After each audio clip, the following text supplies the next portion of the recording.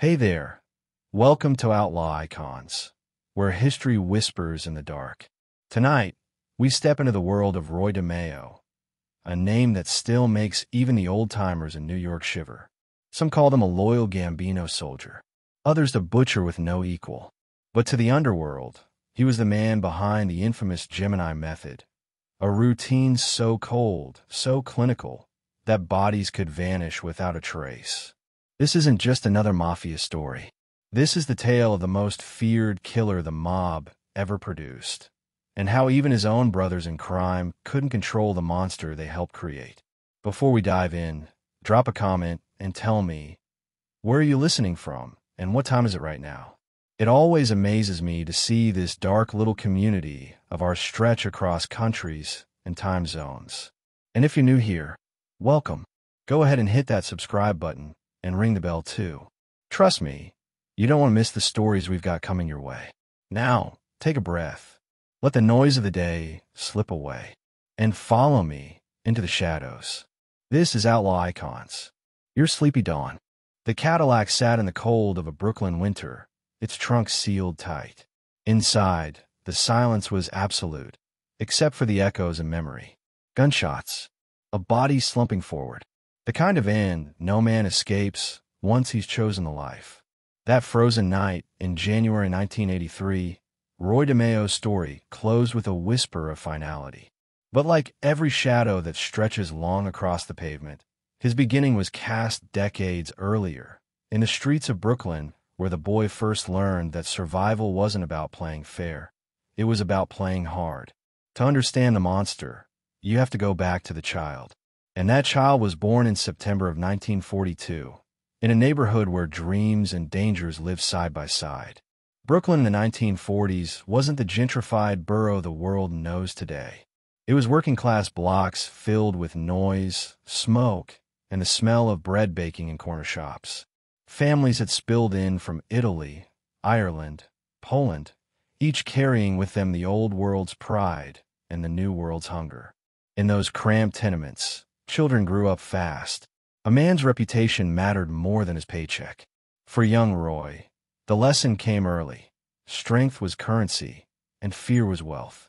He was the son of working parents, not poor, not rich, just one family among thousands trying to make their way after the Great Depression and through the war years.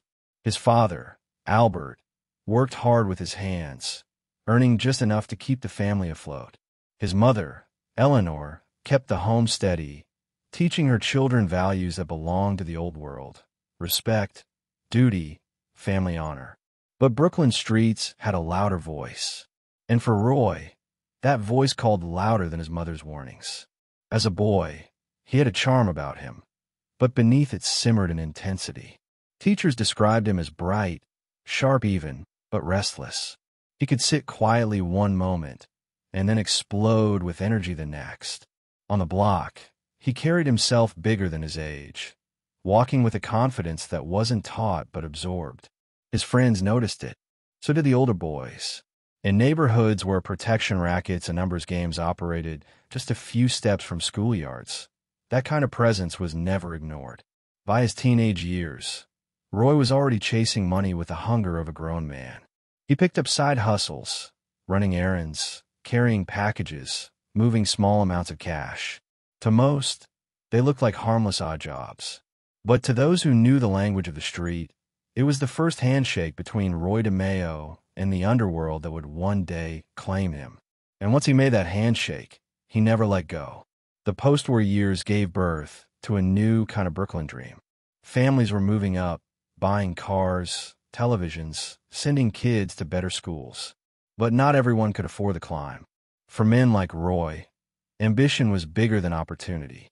He wanted more than steady pay.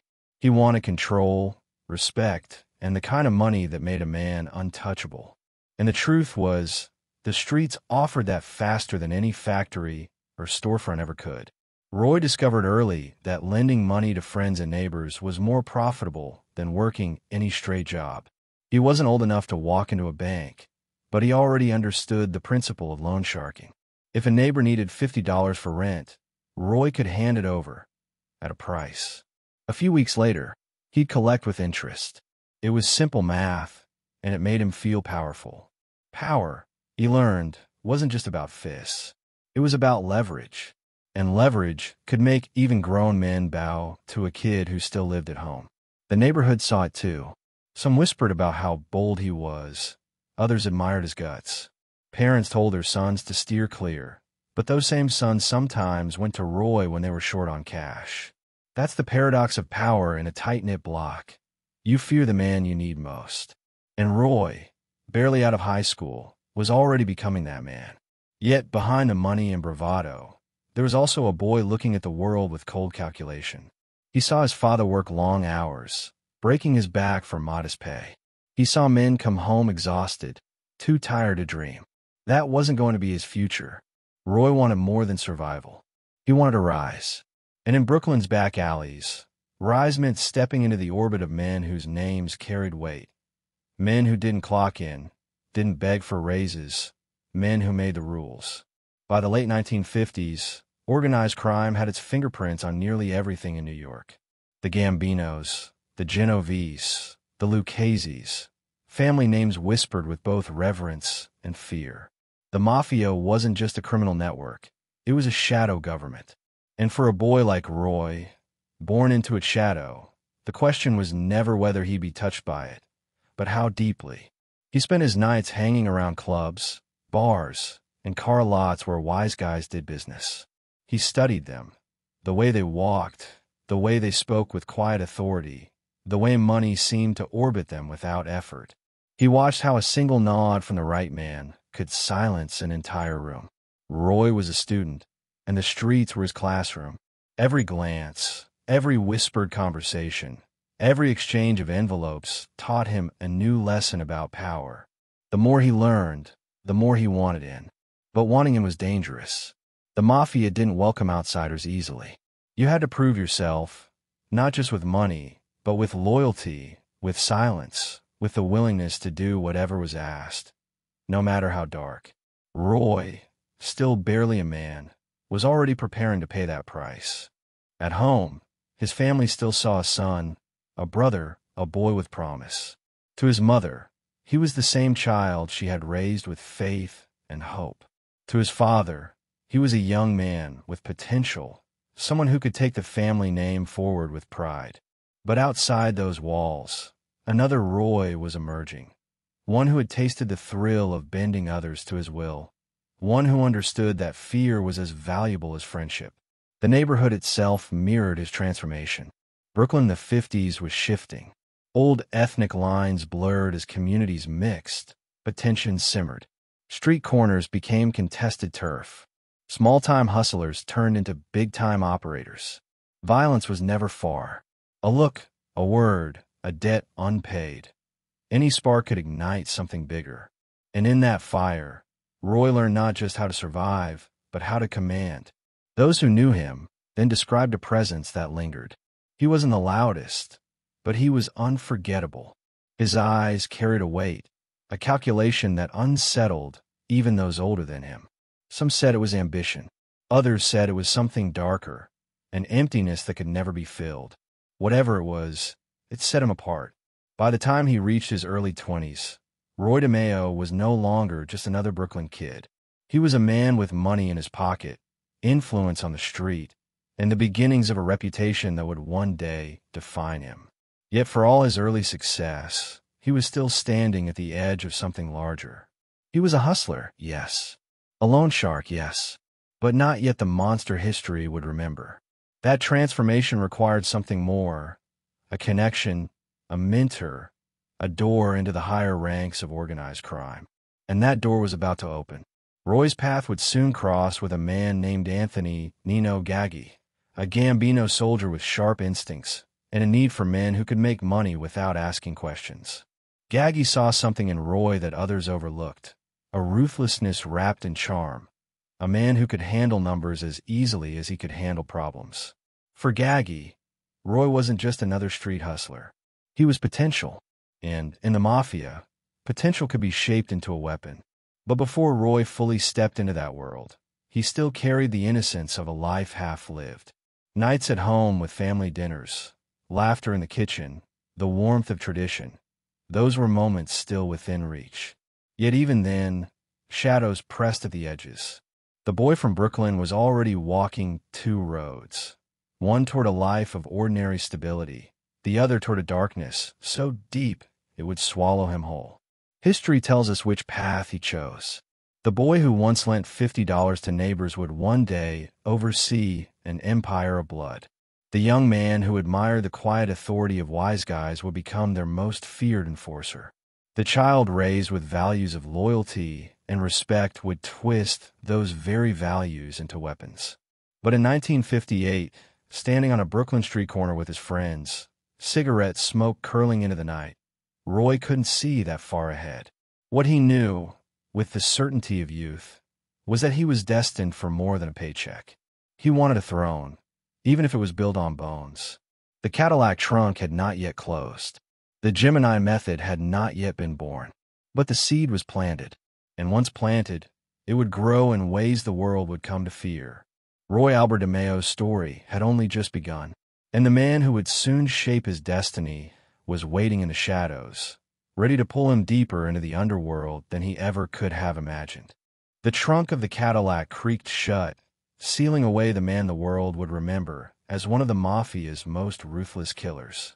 But back in the Brooklyn of the 1950s, that same man was not yet feared. He was just another kid on the block with a restless ambition. Nobody could have guessed that the boy lending out pocket change and hustling cars would one day leave behind a body count that still haunts law enforcement files. And yet, the signs were there, quiet at first, like ripples before a storm. Roy Albert DeMeo wasn't born into wealth or privilege. His world was one of cracked sidewalks, noisy tenements, and narrow streets that taught quick lessons about survival. It was in those streets that he discovered his first taste of power, and it didn't come from fists or threats. It came from money. The irony was simple. He didn't have much of it himself, but he figured out that if he loaned what little he did have, he could make it multiply. Imagine a neighbor short on rent, desperate to avoid eviction.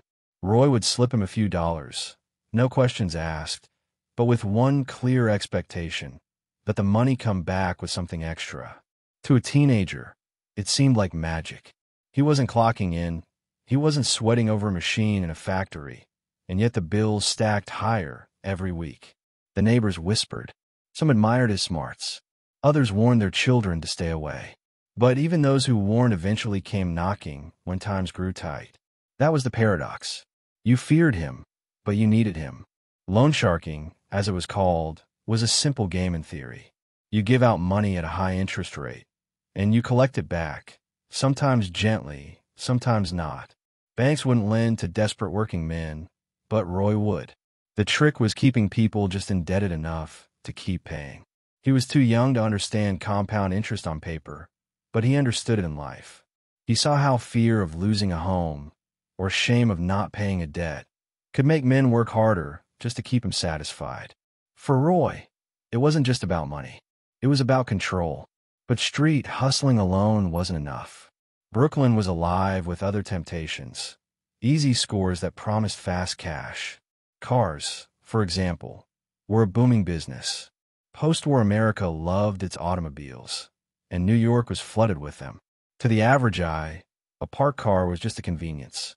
To Roy and the boys he rolled with, it was a wallet on wheels. Steal a car, strip it down, sell the parts. Suddenly, a week's wages could be made in a night. And the risk? To a kid already flirting with the underworld, risk only added to the thrill. Car theft wasn't new in Brooklyn, but Roy treated it like an art. He learned which models could be lifted fastest, which buyers paid best, and which cops could be bought off with a little envelope slipped into a pocket. It wasn't chaos. It was business. He ran it like a miniature corporation, assigning roles to friends, setting schedules, and ensuring that every job brought profit. In a world where many kids drifted aimlessly, he was already running an enterprise. The truth is, most of his neighbors never saw this side of him. To them, he was still the boy who walked his little sister to school, the young man who smiled politely to elders on the block. That duality was the seed of what would later make him so dangerous. He could be two people at once, the family man and the hustler, the loyal son and the ruthless operator. And people didn't realize until too late which Roy they were dealing with. By his late teens, his name carried weight in circles bigger than his own. Older guys began to notice. In neighborhoods like his, eyes were always watching. Men connected to the mafia paid attention to who was making money, who showed discipline, and who had the stomach for more. Roy stood out because he wasn't reckless. He wasn't smashing windows for fun or flaunting stolen goods like some street kids. He reinvested. He saved. He thought like a businessman, but one willing to do whatever was necessary to stay on top. Still, the life he was choosing carried shadows he couldn't yet see. Every car he stole, every dollar he lent out, every man he pressed for repayment pushed him closer to a world where debts weren't just paid in cash, but in blood. The line between hustler and criminal blurred until it no longer existed. He was stepping over that line, even if he didn't realize how far it would take him. There were moments, though, when the mask slipped. Friends recalled nights when Roy would sit quietly after a job, cigarette in hand, staring at nothing in particular. They said he wasn't afraid, but it was as if he was weighing something, measuring risks, calculating futures, maybe even wondering how far he could really go. For a young man barely out of boyhood, that kind of contemplation was unsettling. It hinted at a hunger that couldn't be filled with small-time scams. Brooklyn itself was the perfect incubator for someone like him. The borough was alive with crime, numbers rackets, protection schemes, and the constant hum of deals being made behind closed doors. The mafia's influence was everywhere, though not always visible. It was like the air, unseen but inescapable, and Roy, ambitious and sharp, breathed it in deeply. The more he hustled, the closer he came to that orbit. Car theft and loan sharking brought him money. Money brought him connections. Connections brought him reputation. It was a ladder, and every rung climbed pulled him further from the ordinary life his parents might have hoped for him. But once you're on the ladder, you can't climb down without consequences. And Roy had no intention of climbing down anyway. He was looking up, toward bigger opportunities, toward the kind of wealth and power that made men untouchable. Yet, there was danger in visibility. With every hustle, more people knew his name. That meant more admiration, but also more jealousy, more scrutiny. And scrutiny in Brooklyn wasn't limited to neighbors. Law enforcement took notice. Detectives recognized patterns. Reports of stolen cars piled up. Loan shark victims whispered to the wrong ears. The net was tightening, even if Roy was too focused on the climb to feel it yet. But the greatest threat wasn't the cops. It was the men above him, the ones who already controlled the criminal economy. The mafia didn't tolerate independent hustlers getting too big without paying tribute. In their world, power flowed upward like a river, and anyone who tried to dam it risked being swept away. Roy was on their radar. Some saw him as reckless, others as promising. Either way, they were watching. One night, after a particularly profitable run of car deals, Roy sat with friends in a diner, laughing, eating, looking every bit the young man celebrating his success. But across the room, two older men sat in silence, their eyes fixed on him. To them, Roy wasn't just a kid with quick hands. He was potential, and potential was dangerous if not guided, shaped, and controlled. That night, without knowing it, Roy had been marked. His days as a small-time hustler were numbered. Still, in those moments, he carried himself with the same confidence that had carried him from a curious teenager to a feared local operator. He believed he could balance both worlds, the home filled with family warmth and the streets filled with shadows. He believed he could keep them separate. But in truth, the walls were already closing in.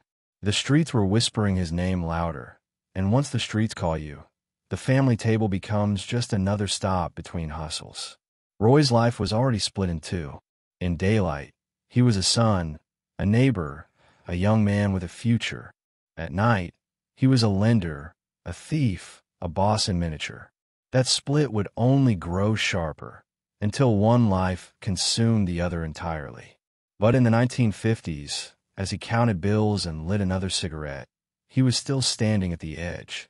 He thought he was in control, but in reality, control was slipping into the hands of men far more powerful than he could yet imagine. Because one of those men was about to step out of the shadows, extend a hand, and pull Roy DeMeo into a world where hustling wasn't just about money anymore. It was about loyalty, obedience, and eventually, murder. And once that hand was taken, there would be no turning back. The diner was nearly empty, the kind of late-night quiet where conversations felt louder than they should. In the corner sat a man in his 30s, sharp suit, sharp eyes, the kind of presence that made waitresses step carefully and regulars look away. Across the room, Roy DeMeo leaned back in his seat, cocky grin, counting bills from the day's hustle. He had no idea that the man watching him, Anthony Nino Gaggi, would change his life forever. That in the shadows of that unspoken exchange, the boy who loaned money to neighbors and stripped cars for parts was about to be drawn into something larger, darker, and irreversible. This was the moment where ambition met opportunity. And, in the mafia, that was always a dangerous mix. Anthony Gaggi was no small-time street thug. He was a soldier in the Gambino crime family, a man who had earned his bones, built his reputation, and climbed the ranks with patience and loyalty. He wasn't the kind of gangster who wasted words. He measured them, like a jeweler examining diamonds. When he looked at Roy, he didn't see another hustler trying to make a quick buck. He saw potential, raw, hungry, and unpolished, but undeniable. Potential, in the world of organized crime, was both an asset and a threat. If guided, it could build empires. If ignored, it could create loose cannons. And Gaggi had no intention of letting that energy go to waste. Roy's reputation had already stretched further than he realized. The loan sharking, the car thefts, the quiet but growing influence. It was like a signal fire. Word traveled quickly through the boroughs. Who's making money? Who's got discipline? Who's willing to get their hands dirty? By the time Roy caught Gaggi's attention, he was already on the radar of men who decided which hustlers lived, which ones prospered, and which ones disappeared. And in that hierarchy, Roy was being given a choice he couldn't refuse, though it wasn't offered with words. It was written in glances, nods, and unspoken tests. Gaggi's approach wasn't loud. He didn't march up to Roy with offers of glory. Instead, he let the boy come closer, job by job, favor by favor. A stolen car that found its way into the right garage. A loan that wound up helping a friend. Slowly, invisibly, Roy was drawn into Gaggi's orbit. That was how the mafia worked. It wasn't a single handshake. It was a tightening rope, one thread at a time, until you realized it was around your neck. For Roy, this was validation. Here was a real player, a man whose name carried respect, noticing him. Pride swelled inside him, but so did something else, a hunger. To sit at the table with men like Gaggi was more than money. It was power, protection, the promise of becoming untouchable. But that promise had a price, and Roy was about to learn it. One of the first lessons was silence. In the streets, braggarts didn't last long. You didn't flaunt money, you didn't run your mouth, and you certainly didn't let outsiders know your business. Gaggi made it clear, sometimes with just a look, that discretion was survival. Roy absorbed it quickly. The same mouth that had once bragged about easy scores now learned to speak less, to watch more, to let others fill the silence while he calculated.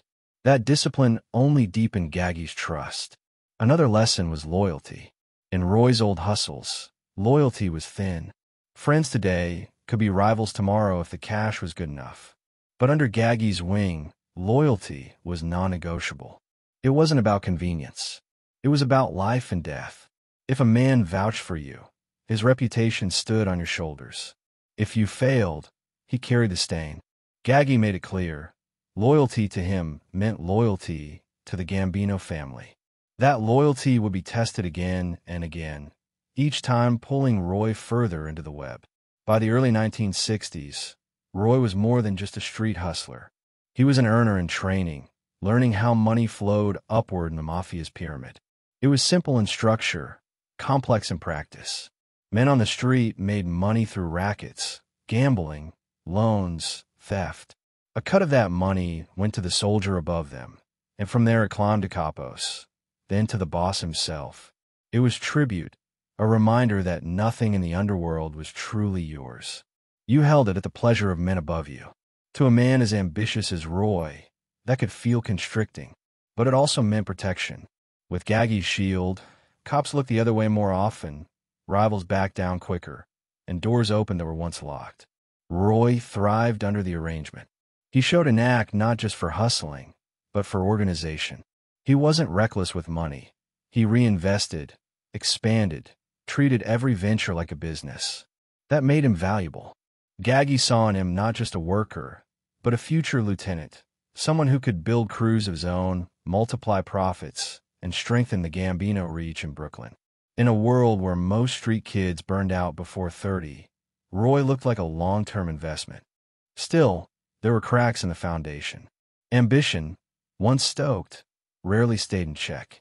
Roy was grateful to Gaggy, but he also wanted more control, more independence, more recognition. He was still young, still fiery, still convinced he could bend the rules without breaking them. That tension simmered beneath the surface, though Gaggy either didn't see it or believed he could manage it. For now, the relationship was one of mentor and protege, older wolf and hungry cub. The streets noticed the change. Roy was no longer just a neighborhood lender or car thief. He walked differently now, with a weight in his stride, the subtle confidence of a man backed by power larger than himself. People treated him differently too. Debtors paid quicker. Rivals kept their distance. He was no longer just Roy DeMeo. He was Roy DeMeo, connected. In Brooklyn, that word, connected, was everything.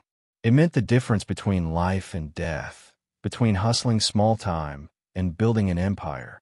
But connection was never a shield without cracks. It was a chain, linking you to men whose wars became your wars, whose enemies became your enemies.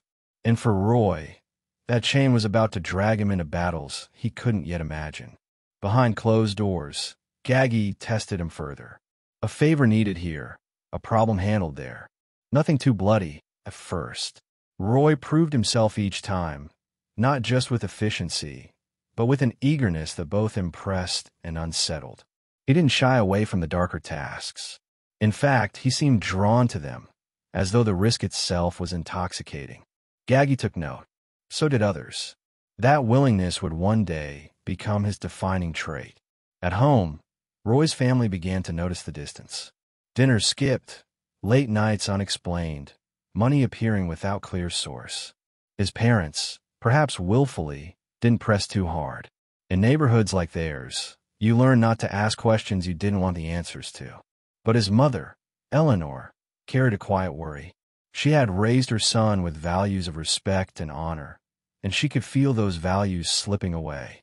He still kissed her cheek, still called her Ma, but there was a hardness in his eyes now that hadn't been there before. In Roy's own heart, a line was already being crossed. He told himself he was just hustling smarter, just scaling up, just doing what he'd always done, only now with bigger backing. But deep down, he knew he was walking into a world where there were no half measures. The Mafia wasn't just another hustle. It was a life sentence, even if you never saw a prison cell. Once inside, there was no leaving, no retiring, no clean break. You belonged to the life, body, and soul. Roy believed he could handle it. He believed his ambition, his intelligence, his drive would carry him through whatever storm came his way. And for a time it did. But storms in the Mafia never stop building. They gather, quietly, in the distance, until the day they break over you with unstoppable force. In those early days under Gaggy, the storm was still on the horizon. Roy was still learning, still proving, still believing in the promise of the life. He saw the glamour, the suits, the respect, the whispers of fear when his name was spoken. What he didn't yet see was the cost, the bodies, the betrayals, the inevitable downfall. And soon, Gaggy would hand him the kind of task that could never be undone, the kind of moment that would turn a hustler into a killer. The boy from Brooklyn was about to step fully into the shadows. And once he did, there would be no way back into the light. The night was heavy with silence, the kind that sits over a city just before something shifts forever. In a dim corner of a Brooklyn bar, men gathered around a table cluttered with glasses and ashtrays, smoke curling like ghosts above their heads. Among them sat Roy DeMeo, no longer just a hustler, no longer just a protege under Anthony Gaggie's watchful eye, but a man on the verge of building something of his own. He wasn't there to blend in anymore. He was there to lead. And what began that night would grow into one of the deadliest crews in the history of organized crime. It started small, almost innocently by mob standards. Every man in that room was young, hungry, restless, each drawn to Roy for the same reason. He made things happen. If you stuck with him, you didn't just get paid. You got pulled into his orbit, shielded by his connections, lifted by his ambition.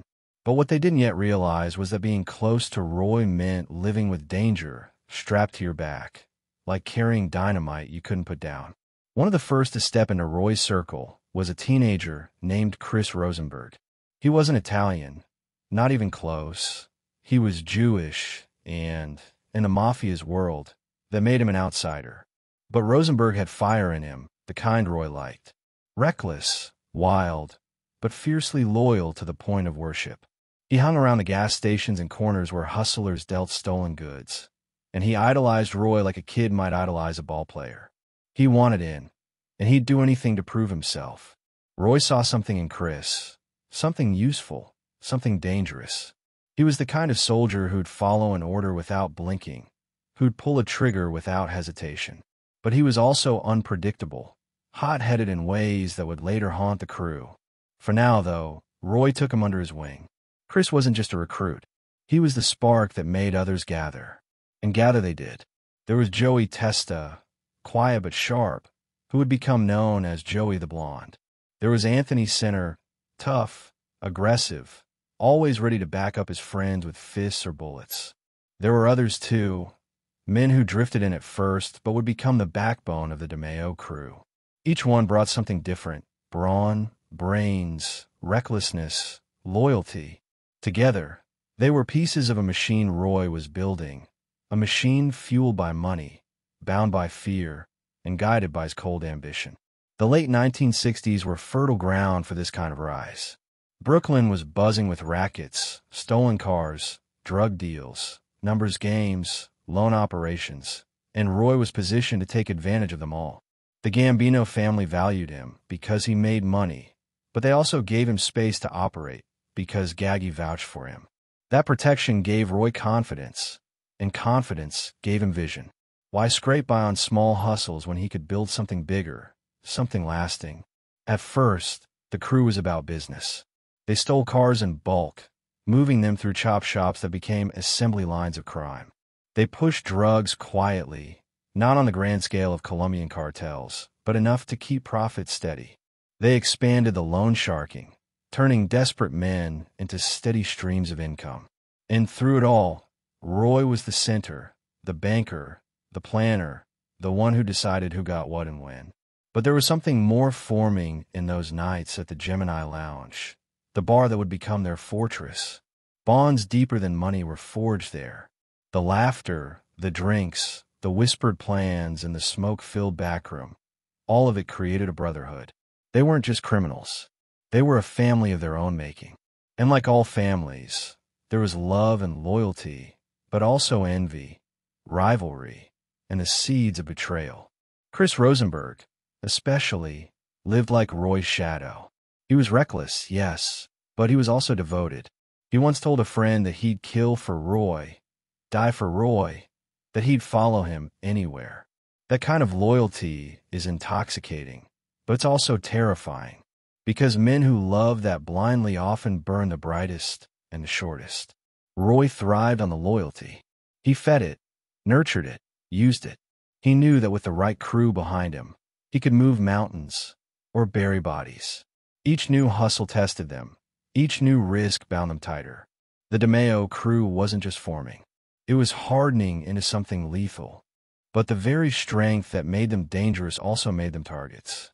Other crews noticed the rise. Law enforcement began to see patterns. More stolen cars, more missing persons, More whispers on the street about a group of young men who answered to a man named DeMeo. And inside the Gambino family, eyes watched closely. Gaggy believed in Roy, but others wondered if he was building something too powerful, too visible. In those early days, the violence was still controlled, still hidden beneath the surface. Fights here, intimidation there. But violence and organized crime is like a shadow at noon, inevitable, lengthening with each passing day. Roy knew it. The crew knew it. And yet, they pushed forward, as if daring the darkness to catch them. There were nights when Roy sat back at the Gemini, drink in hand, watching his men joke, argue, plan. He saw in them pieces of himself, the ambition, the hunger, the recklessness. He must have known, deep down, that such fire couldn't be contained forever. But he also knew that without them, he was just one man. With them, he was something greater, a leader, a builder, a name that would echo beyond the corners of Brooklyn. What set Roy apart from so many others was his ability to balance brutality with calculation. He could inspire fear and loyalty at the same time. He could laugh with his men one moment and order cold decisions the next. That duality made him powerful, but it also made him dangerous to himself. Because when you live as both friend and executioner, lines blur until trust itself becomes a gamble. Chris Rosenberg embodied that paradox. His wild energy brought the crew together, gave them bravado, but it also foreshadowed chaos. Even then, stories circulated of Chris pulling reckless stunts, picking fights, drawing attention. Roy defended him, shielded him, perhaps because he saw Chris as more than just a soldier. He saw him as proof of his ability to mold raw chaos into something useful. But chaos always resists the leash. By the end of the decade, the DeMeo crew was no longer just forming. It was established. They had structure, loyalty, and a leader whose vision stretched beyond what any of them could yet imagine. What had begun as a small band of hustlers was becoming a syndicate within a syndicate, a crew that operated with its own rhythm, its own rules, its own darkness. The Gemini Lounge became their headquarters, their sanctuary. On the surface, it was just another Brooklyn bar. But behind the laughter, behind the music, behind the clinking glasses, something else was happening. Plans were drawn, deals were struck, lives were decided. It was here that the crew bonded, and it was here, eventually, that the walls would drip with secrets too bloody to stay hidden. For now, though, they were still in the rise, still tasting the thrill of power, the rush of money, the warmth of brotherhood. They didn't see the storm yet. They didn't hear the whispers of the future that would brand them one of the most feared groups in Mafia history. Roy DeMeo had built his crew. He had found his soldiers. And together, they were ready to carve their names into the underworld. But power never comes without a price. And the first blood was about to be spilled. The bar looked ordinary from the outside. Just another corner joint on Flatlands Avenue. Neon sign glowing faintly. A door that creaked when it opened. Laughter and jukebox music spilling out into the Brooklyn night. To the neighbors passing by, it was a place to grab a drink, maybe play a little pool, forget the weight of the day. But inside those walls, history was being written in whispers and shadows.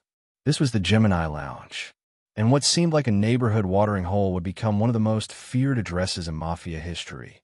A bar that served beers by day, and by night, became a factory of death. The transformation didn't happen all at once. In the beginning, the Gemini was just a social club, a place for Roy DeMeo and his crew to gather without drawing too much attention. Every crew in the Mafia had its hangout spot, its home base. For Roy, the Gemini was perfect. It wasn't glamorous, it wasn't flashy, but it was his. A sanctuary, a stage, and, in time, a slaughterhouse. When Roy first set foot in the Gemini, he saw more than a bar. He saw possibility. The front room, with its booths and bar stools, would be the mask, normal, harmless, even friendly to outsiders. The back rooms, however, held secrets. Here, conversations were held away from prying ears. Deals were made, disputes settled, and loyalties tested. This duality mirrored Roy himself. On the surface, he could smile, laugh, shake your hand.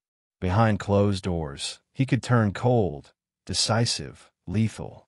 The Gemini was his reflection in bricks and wood. The crew grew comfortable there, like soldiers returning to barracks after battle.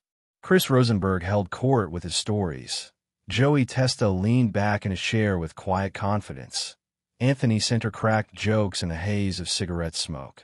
They were young men in the prime of their lives, living like kings of their block, protected by the shadows of Gambino power. Yet, underneath the camaraderie, there was always an undercurrent of menace. Because when you walked into the Gemini, you didn't just walk into a bar, you walked into Roy's world. And in Roy's world, nothing happened without purpose. It was in this setting that the line between hustler and killer began to blur. A bar stool here, a back room there, and suddenly a man might vanish from Brooklyn forever. At first, these were rare, carefully chosen acts, enemies, rivals, debts too dangerous to leave unpaid. But soon, the process became almost routine, and the Gemini Lounge became something else entirely. The method was chilling in its simplicity. A man would be invited for a drink, a conversation, maybe even the promise of easy money. He'd walk in unsuspecting, greeted with smiles, maybe even a hug. He'd sit, sip, relax.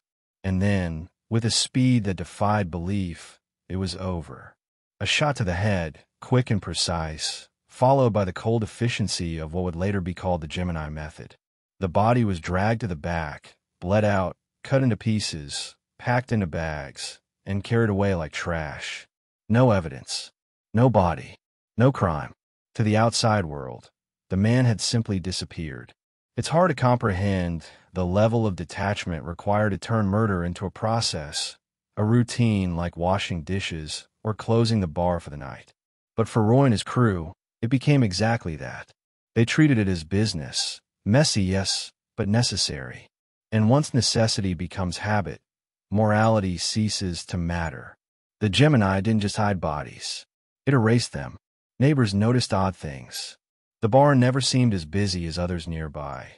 Yet Roy and his men always had money. Garbage bags were carried out at strange hours, heavy and awkward. Delivery men came and went, but not always with beer or supplies. Rumors began to circulate, but fear silenced them. Who would dare accuse men like these? In Brooklyn, silence wasn't just golden, it was survival. Inside the crew, the killings did more than eliminate enemies. They bonded the men together in ways few could understand. When you stand shoulder to shoulder with someone, cutting up a body, cleaning blood from a floor, hauling trash bags into the night, you share a secret deeper than any oath. It was loyalty sealed in horror, and it created a brotherhood that felt indestructible. But that bond came at a cost. The human soul can only carry so much before cracks appear. Some of the men drowned it in alcohol, others in drugs, others in bravado and laughter. Chris Rosenberg, especially, seemed to teeter between worshipful devotion to Roy and reckless self-destruction. The violence energized him, but it also unmoored him. Friends later said it was as though Chris believed he couldn't die, as though proximity to Roy made him immortal. That illusion, like all illusions, would shatter. Roy himself carried it differently. He didn't boast, he didn't revel.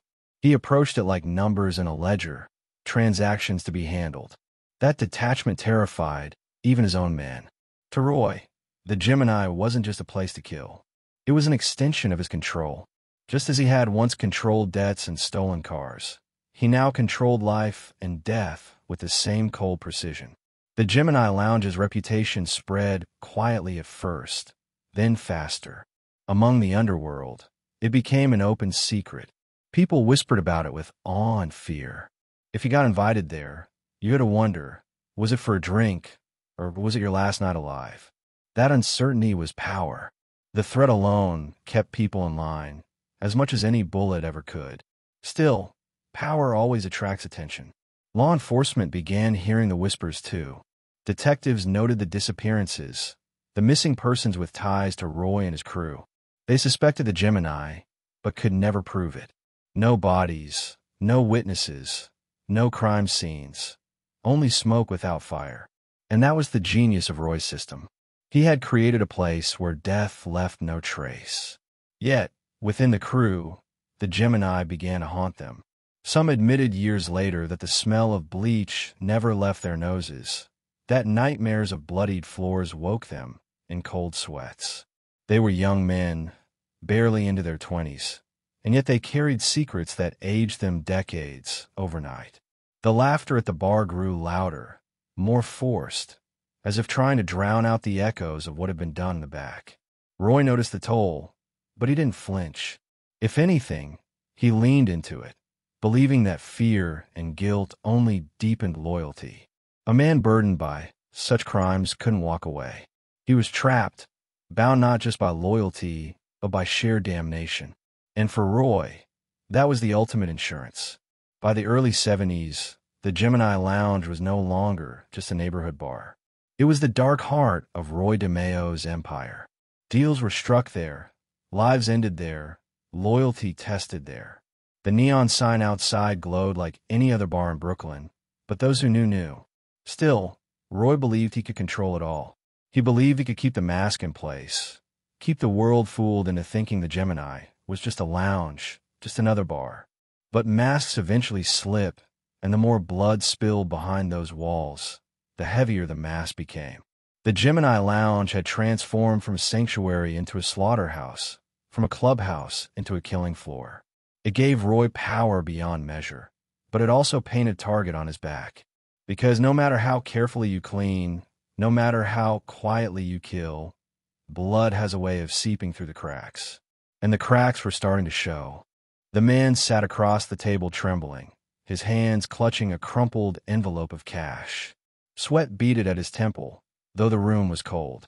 He had borrowed once before, promised himself never again. But life doesn't always care about promises. His shop was failing, his family needed food, and the bank had long since slammed the door in his face. The only door left open was Roy DeMeo's. And everyone in Brooklyn knew that when Roy lent you money, you paid him back, or you disappeared. By the mid-1970s, Roy had become more than just a hustler or even a feared enforcer. He was a banker of last resort, a man whose loans reached every corner of Brooklyn and beyond. Millions of dollars passed through his hands, and with it came power, quiet, suffocating power that wrapped itself around the lives of those who owed him. For Roy, it was never just about cash.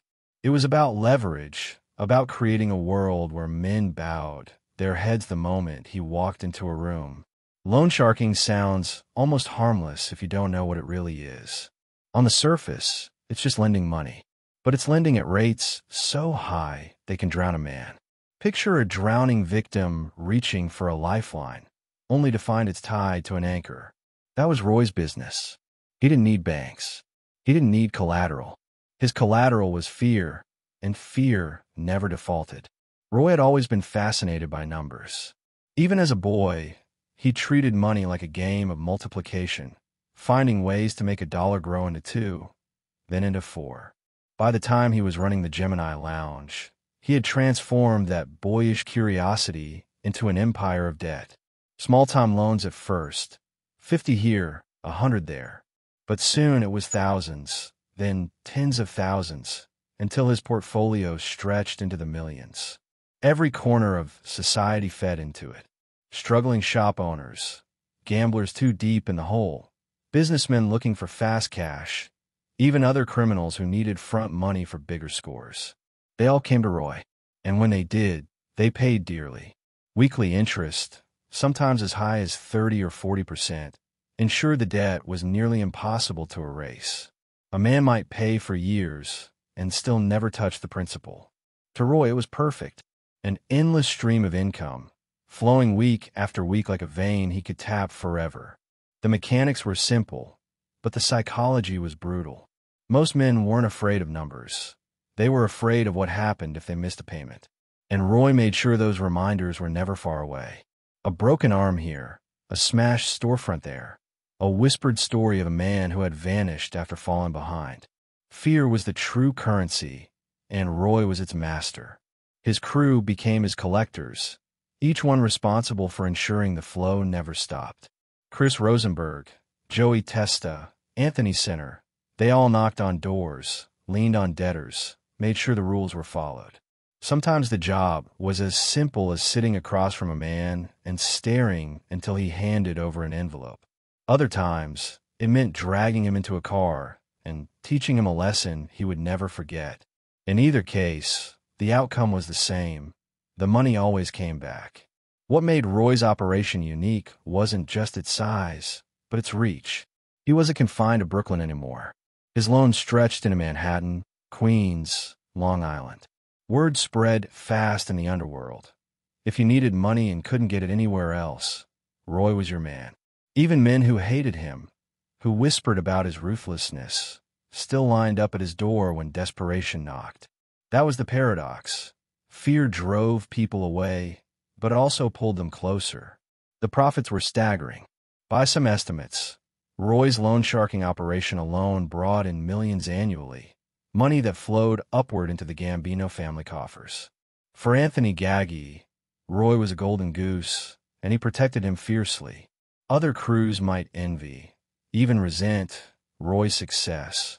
But as long as the tribute kept flowing, the bosses allowed him his empire.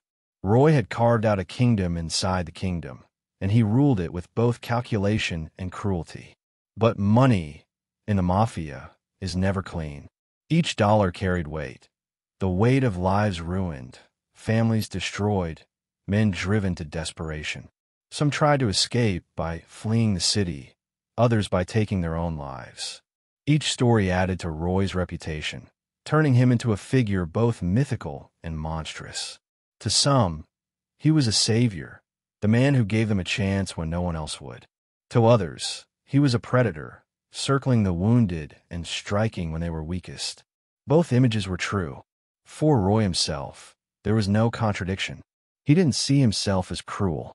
He saw himself as efficient, as inevitable. In his mind, he was simply providing a service, taking risks banks wouldn't take, offering lifelines no one else would. If men couldn't pay, that was their problem, not his. Compassion was a weakness he couldn't afford. In the world he lived in, sympathy got you killed. Numbers kept you alive. At the Gemini Lounge, the envelopes piled up each week, thick with cash, counted carefully before being locked away. Roy loved the rhythm of it. The steady beat of income, predictable as a drum. Murder might bring fear, car theft might bring headlines, but loan sharking brought stability. It was the backbone of his empire, the quiet engine that kept everything else running. And unlike a stolen car or a drug shipment, a debt could last forever. Still, even empires built on numbers have cracks. The larger Roy's operation grew, the more attention it attracted. Law enforcement began to notice the patterns. The same names appearing in reports, the same businesses paying protection. Detectives couldn't always prove it, but they knew. And inside the Gambino family, not everyone was thrilled with Roy's independence. Ambition in the mafia was like fire, useful when controlled, deadly when it spread. Roy's fire was spreading fast. There were also personal cracks. His men, young and reckless, sometimes pushed too hard, beat debtors too severely, drew too much attention. Chris Rosenberg, especially, was unpredictable, turning collection into chaos, his temper sparking violence even when it wasn't necessary. Roy defended him, again and again, but even he must have known that kind of recklessness could only end badly. Yet for now, the empire thrived. Week after week, the money came in, and Roy's influence grew. He wasn't just feared, he was respected. Men shook his hand with forced smiles, but behind their eyes, there was always the knowledge. This man owned me. That ownership, that control, was intoxicating. But power is a double-edged sword. The same fear that kept men paying also kept them talking, whispering to anyone who would listen, especially when the law came knocking. Each whisper was a crack in the facade, a warning that the walls around Roy's empire weren't as solid as they seemed. And Roy himself was changing. The boy who once lent $50 to a neighbor was gone. In his place stood a man who lent millions, not out of kindness, but out of cold calculation. He carried himself like royalty now, his suits sharper, his voice steadier, his confidence unshakable. But beneath the polished surface was the same hunger that had always driven him, the hunger for more. He had conquered loan sharking, built an empire of debt and fear. But ambition never rests. And Roy was already looking toward the next horizon, the next score, the next way to tighten his grip on Brooklyn and beyond. Because in the world of organized crime, standing still is the same as falling behind. And Roy DeMeo had no intention of falling behind. But with every new dollar that flowed into his hands, with every new debtor who bent under his control, the danger around him grew sharper. Enemies watched. Law enforcement circled. Even allies wondered how far he would go. The king of loans was sitting high on his throne, and somewhere in the shadows, the first tremors of the fall were already rumbling. The parking lot looked like any other. Rows of shiny new sedans lined up beneath the orange glow of street lamps. To most people, it was a place of convenience, a safe spot to leave a car for the night. But to Roy DeMeo, it was a gold mine waiting to be harvested. Within minutes, one of those cars could vanish, driven off into the dark, stripped down to its bones before sunrise, its parts scattered across Brooklyn like whispers in the wind. The owner would file a police report, shake their head in frustration, maybe curse their bad luck. But Roy, he'd be counting profits before the ink was dry. By the mid-1970s, Roy had built something bigger than loan sharking, bigger than the Gemini Lounge. He had built an auto theft empire, one of the most lucrative rackets feeding not just his own pockets, but the coffers of the Gambino family itself. What had started as a hustle with a few neighborhood kids lifting cars for fast cash had grown into a machine, organized, relentless, and astonishingly efficient. The mechanics of the operation were deceptively simple. A car would be stolen, sometimes off the street, sometimes from a dealership, sometimes even with inside help. Within hours, it would be driven to a chop shop, one of several under Roy's control. There, men worked like surgeons, dismantling the vehicle piece by piece. Engines, transmissions, doors, radios, even the seats, all stripped, cataloged, and sold. What once was a whole car became a dozen separate profits.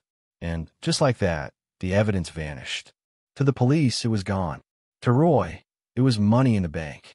But what set Roy apart wasn't just his ability to steal cars. It was his ability to systematize it. He turned chaos into order, theft into business. He recruited mechanics, drivers, scouts. He mapped out which cars were most in demand, which buyers paid best, which routes were safest. It was no longer a hustle. It was an industry. And at the center of it all sat Roy, orchestrating every move like a maestro conducting a symphony of crime. The profits were staggering. Tens of thousands of dollars flowed in weekly, sometimes more. For a Gambino soldier, this kind of money was beyond impressive. It was transformative. Roy wasn't just lining his own pockets. He was feeding the machine above him, delivering tribute that made his superiors smile, even as whispers about his brutality spread through the family. Money spoke louder than morality, and Roy's money spoke volumes. The crew thrived in this new racket. Chris Rosenberg relished the thrill of the steal, the rush of hot wiring a car beneath the noses of unsuspecting owners. Joey Testa and Anthony Center kept the shops running smoothly, ensuring the parts moved quickly before heat could land. Each man had a role, and together, they formed an engine as well-oiled as any Cadillac they stripped. The Gemini Lounge remained their home base, but the chop shops were their factories, humming with the constant rhythm of dismantled steel. To understand why it worked so well, you have to picture the demand. New York in the 70s was a city in motion, and cars were lifelines. Insurance fraud was rampant, dealers looked the other way, and buyers wanted cheap parts fast. Roy's operation filled that void. It was the dark mirror of capitalism, supply and demand, efficiency and profit, only with crime as its foundation. Of course, it wasn't without risk. Auto theft was a felony, and chop shops attracted attention. But Roy minimized that risk with precision. Cars were never left sitting too long. Titles were forged, the numbers filed off. Corrupt cops were paid off to look elsewhere. And if anyone in the operation even thought about skimming, The message was swift and brutal. Roy couldn't afford cracks in the system. He kept it airtight, ruled by both fear and reward. The money gave him confidence, but it also gave him freedom. With loan sharking and auto theft feeding his empire, Roy was becoming indispensable to the Gambinos. Anthony Gaggi, his mentor, saw the value immediately. As long as the envelopes Roy delivered stayed fat, Gaggi could deflect criticisms from others in the family, who wondered if Roy's violence and ambition would one day be a liability. For now, money outweighed doubt. But there was another side to it, one less visible, yet far more corrosive. The more successful Roy became, the more reckless his men grew. Easy money breeds arrogance, and arrogance breeds mistakes. Chris Rosenberg, especially, strutted with a bravado that drew eyes. He talked too much, flaunted too often, acted as though the law could never touch him. Roy shielded him, but each outburst added another crack to the foundation. The neighborhood noticed too. People knew when cars vanished, when parts appeared suspiciously cheap. They knew who was behind it, even if they didn't say it out loud. Silence might protect you from Roy, but it couldn't protect your conscience. Some men avoided eye contact when Roy passed, not from lack of respect, but from fear of what acknowledging him might mean. Others leaned closer, eager to catch his favor, desperate to share in the profits. That mix of fear and admiration was intoxicating for Roy. He wore it like a crown. Yet crowns are heavy, and the heavier his grew, the more it drew attention. Law enforcement began to piece together the scale of his operation. Stolen car reports piled up, chop shops were raided, though rarely with results. Roy stayed a step ahead, his system too fast, too slippery. But detectives knew. They knew that behind the curtain of Brooklyn's car theft epidemic stood one man, orchestrating it all. They just couldn't prove it. Inside the Gambino family, whispers turned into questions. Was Roy too powerful? Too independent? He was still protected by Gaggi, but protection only went so far when jealousy and suspicion ran deep. Some capos envied his profits, others resented his reputation. Roy was walking a thin line, one that grew thinner with every dollar he pocketed. Through it all, Roy remained calm, almost detached. To him, it was simple mathematics. A car stolen here, stripped there, sold there, profit multiplied endlessly. He didn't see chaos, only balance sheets. He could compartmentalize, separating business from blood, as though they were two entirely different worlds. But they weren't, because in Roy's empire, business and blood were always intertwined. The Gemini method, perfected within the lounge, bled into his auto theft operations as well. A man suspected of skimming from the chop shops? He vanished. A rival crew trying to muscle into his territory? Their bodies never surfaced. The Gemini wasn't just a bar anymore. It was the dark heart pumping blood into every corner of Roy's empire. And that blood ensured the gears of his auto theft machine never jammed. But there's an irony to empire building in the underworld. The bigger you become, the more enemies you create. The more money you make, the more people want a piece. And the more efficient you are, the more noticeable you become. Roy believed he could outsmart them all. Cops, rivals, even his own family if necessary. But history shows that no man, no matter how cunning, outruns every storm. By the late 70s, Roy's auto theft empire was producing millions, feeding the Gambino machine like never before. His power was undeniable, his reach vast, his reputation terrifying. He had become, in many ways, untouchable. And yet, in the shadows, danger gathered. The same machine he had built so carefully was drawing eyes from every direction. Cops sharpening their cases, rivals sharpening their knives, even allies questioning his loyalty. Roy DeMeo had built an empire of steel and fear, a kingdom made of cars that vanished into the night and bodies that vanished into silence. But no empire lasts forever, and Roy's was about to face a reckoning. The scream was swallowed by the four walls of the Gemini lounge, cut off as quickly as it began. A gunshot cracked through the air, sharp and final, leaving behind only the heavy silence of men who knew they had crossed a line they could never step back over. Blood pooled across the floorboards, staining them deeper than any drink ever could. And for Roy DeMeo and his young crew, there was no undoing what had just been done. The first blood had been spilled. Murder wasn't new to the Mafia. It was the currency of power, the punctuation mark at the end of an argument, the solution to problems money couldn't fix. But for Roy and his men, this was different. Until now, they had lived in the world of hustles, cars, loans, scams. They had made their money in shadows, but their hands, at least directly, had avoided the kind of blood that changes a man. That innocence ended the night Chris Rosenberg pulled the trigger without hesitation, reckless, impulsive, eager to prove himself in ways that would haunt them all. Chris had always been Roy's most devoted follower, but also his greatest liability. He was young, brash, and carried a volatility that made him unpredictable. To him, violence was not just a tool but a thrill. Where others hesitated, he lunged. Where others thought twice, he fired. Roy had protected him, defended him against whispers of recklessness. But even Roy couldn't deny the danger simmering just beneath Rosenberg's grin. And one night, that danger exploded. The victim was not a rival boss or a marked enemy. He was a low-level dealer, a man who had crossed Chris in some minor slight, perhaps in money, perhaps in disrespect. The details mattered less than the outcome. Chris saw red, and in the heat of it, he pulled the trigger inside the very bar that was supposed to be their sanctuary. In doing so, he forced Roy into a decision.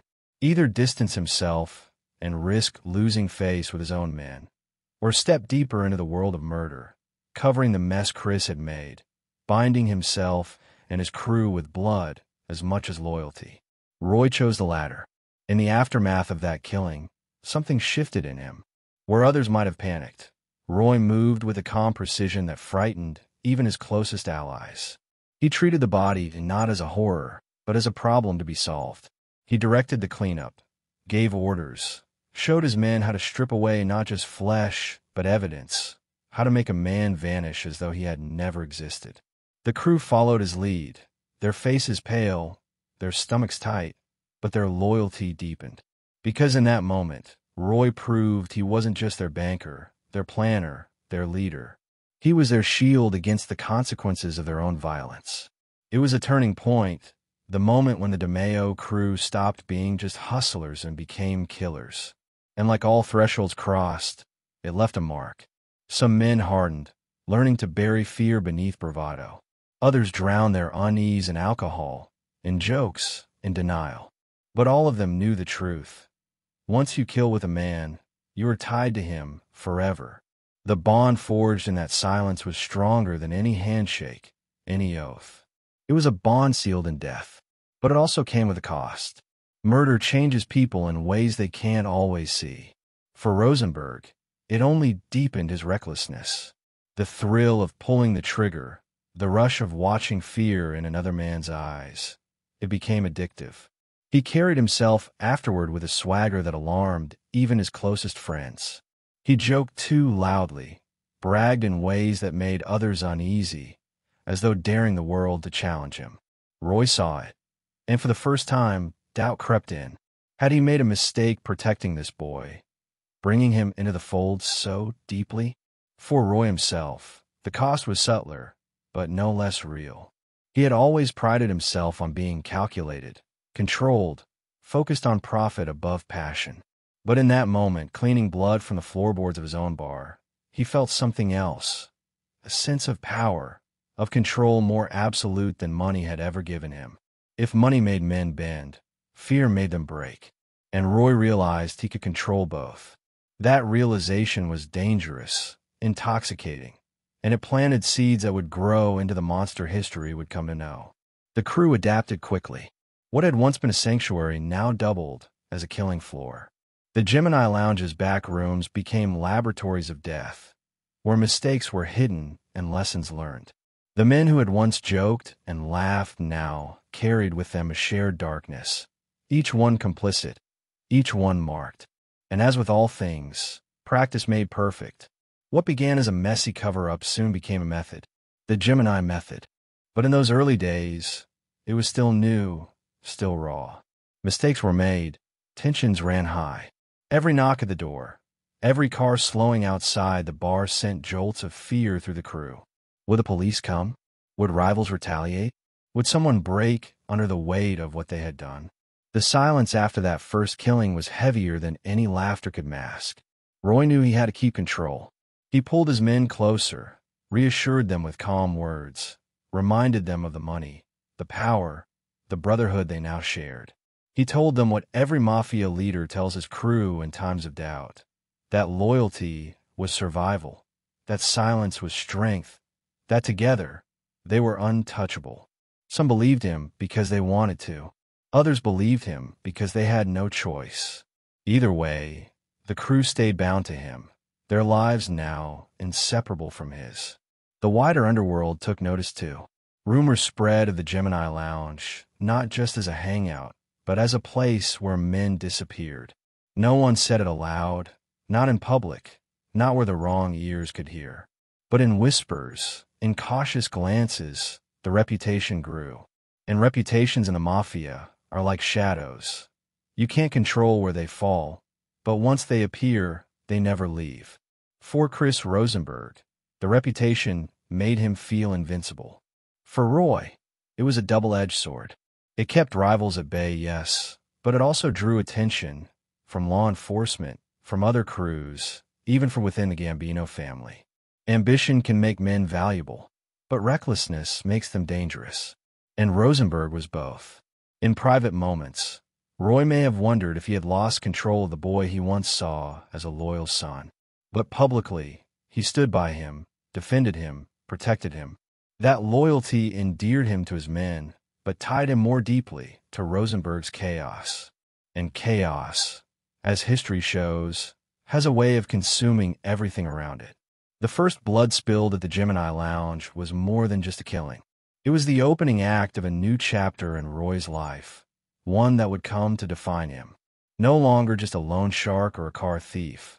He was now a killer, a man willing to cross the line most fear to even approach. And once you cross that line, there's no going back. For the crew, it was the same. Each man who stood in that room that night, each man who helped drag the body, clean the floor, carry the bags, they were no longer hustlers. They were killers too, and killers don't get to choose how their stories end. The blood soaked into the wood that night didn't just stain the floor. It stained them all. And as they learned to live with that stain, the killings became easier. But easier doesn't mean safer. Because with each new body, the noose around them all grew tighter. And soon, Roy DeMeo would find himself facing the question every killer eventually faces. What happens when the blood you spill starts to drown you? The man never saw it coming. One moment he was laughing, raising a glass at the Gemini Lounge, convinced he was among friends. The next, a single shot rang out behind his ear, quick and quiet, as though the night itself swallowed the sound. He didn't even have time to hit the floor. In seconds, his body was dragged into the back, where knives waited, a bathtub stood ready, and the Gemini method was born. Murder in the mafia had always been brutal, but Roy DeMeo turned it into a system, cold, methodical, terrifyingly efficient. What others treated as an occasional solution, Roy treated as a process, refining it until killing became less an act of rage and more routine. For him and his crew, the Gemini method wasn't just about eliminating enemies. It was about erasing them, body and soul, until no trace remained. In the underworld, it was the perfect crime, and Roy believed he had perfected the art. The mechanics were chilling. A victim would be lured to the Gemini Lounge, often under the guise of business, friendship, or opportunity. They would sit at the bar, drink in hand, talking, laughing, maybe even toasting to new deals. Then, at a signal, one of Roy's men would pull the trigger, a single bullet to the head. Almost simultaneously, another would plunge a knife into the victim's heart to stop the bleeding. The body was dragged into the back, stripped, dismembered, packed into plastic bags, and carried out with the night's trash. By dawn, the man no longer existed. What made it so terrifying wasn't just the violence, it was the speed. Victims often didn't realize they were in danger until it was already over. The efficiency left no room for panic, no screams loud enough to escape the lounge's walls. And for law enforcement, it left nothing to investigate. No body, no crime scene, no evidence. It was as if the person had simply vanished from the earth. For the men in Roy's crew, the first time was always the hardest. Their hands shook, their stomachs churned, their minds wrestled with the reality of what they had done. But repetition numbs the soul. With each body, the horror dulled, replaced by a cold acceptance. Murder became part of the job, as routine as counting envelopes of cash. Some laughed it off, others drowned it in whiskey, but all of them carried the weight. And that weight bound them tighter to Roy. Because once you killed alongside a man, you were his forever. Shared guilt is stronger than any oath. Roy understood this better than anyone. The Gemini method didn't just erase bodies, it erased doubts. Each man who held a knife, who cleaned blood from the tiles, who hauled plastic bags into the night, was now part of something he could never leave. In that sense, the method was as much about loyalty as it was about murder. Still, behind the cold routine, the human toll was undeniable. Some nights, the crew sat in silence afterward, the laughter gone, the air heavy with what they had just done. Eyes avoided one another, as if each man feared seeing his own reflection in the other's horror. Some admitted years later that the smell of bleach never left them, that the sound of saws haunted their sleep. They were young men, barely in their 20s, but already they carried ghosts too heavy for a lifetime. For Roy, though, it was different. He approached it with detachment, as though the killings were nothing more than another part of business. To him, it wasn't about cruelty for cruelty's sake. It was about control. In his mind, murder was the final extension of loan sharking, of car theft, of every racket he had ever run. Just as he controlled money, cars, and debts, he now controlled life and death. That power, once tasted, is almost impossible to let go of. The underworld took notice. Whispers spread about the Gemini Lounge, about men who walked in and never came out. Rivals grew wary, allies more cautious, debtors more obedient. Fear is a currency more powerful than dollars, and Roy spent it lavishly. The mere mention of the Gemini was enough to silence disputes, to bend men to his will.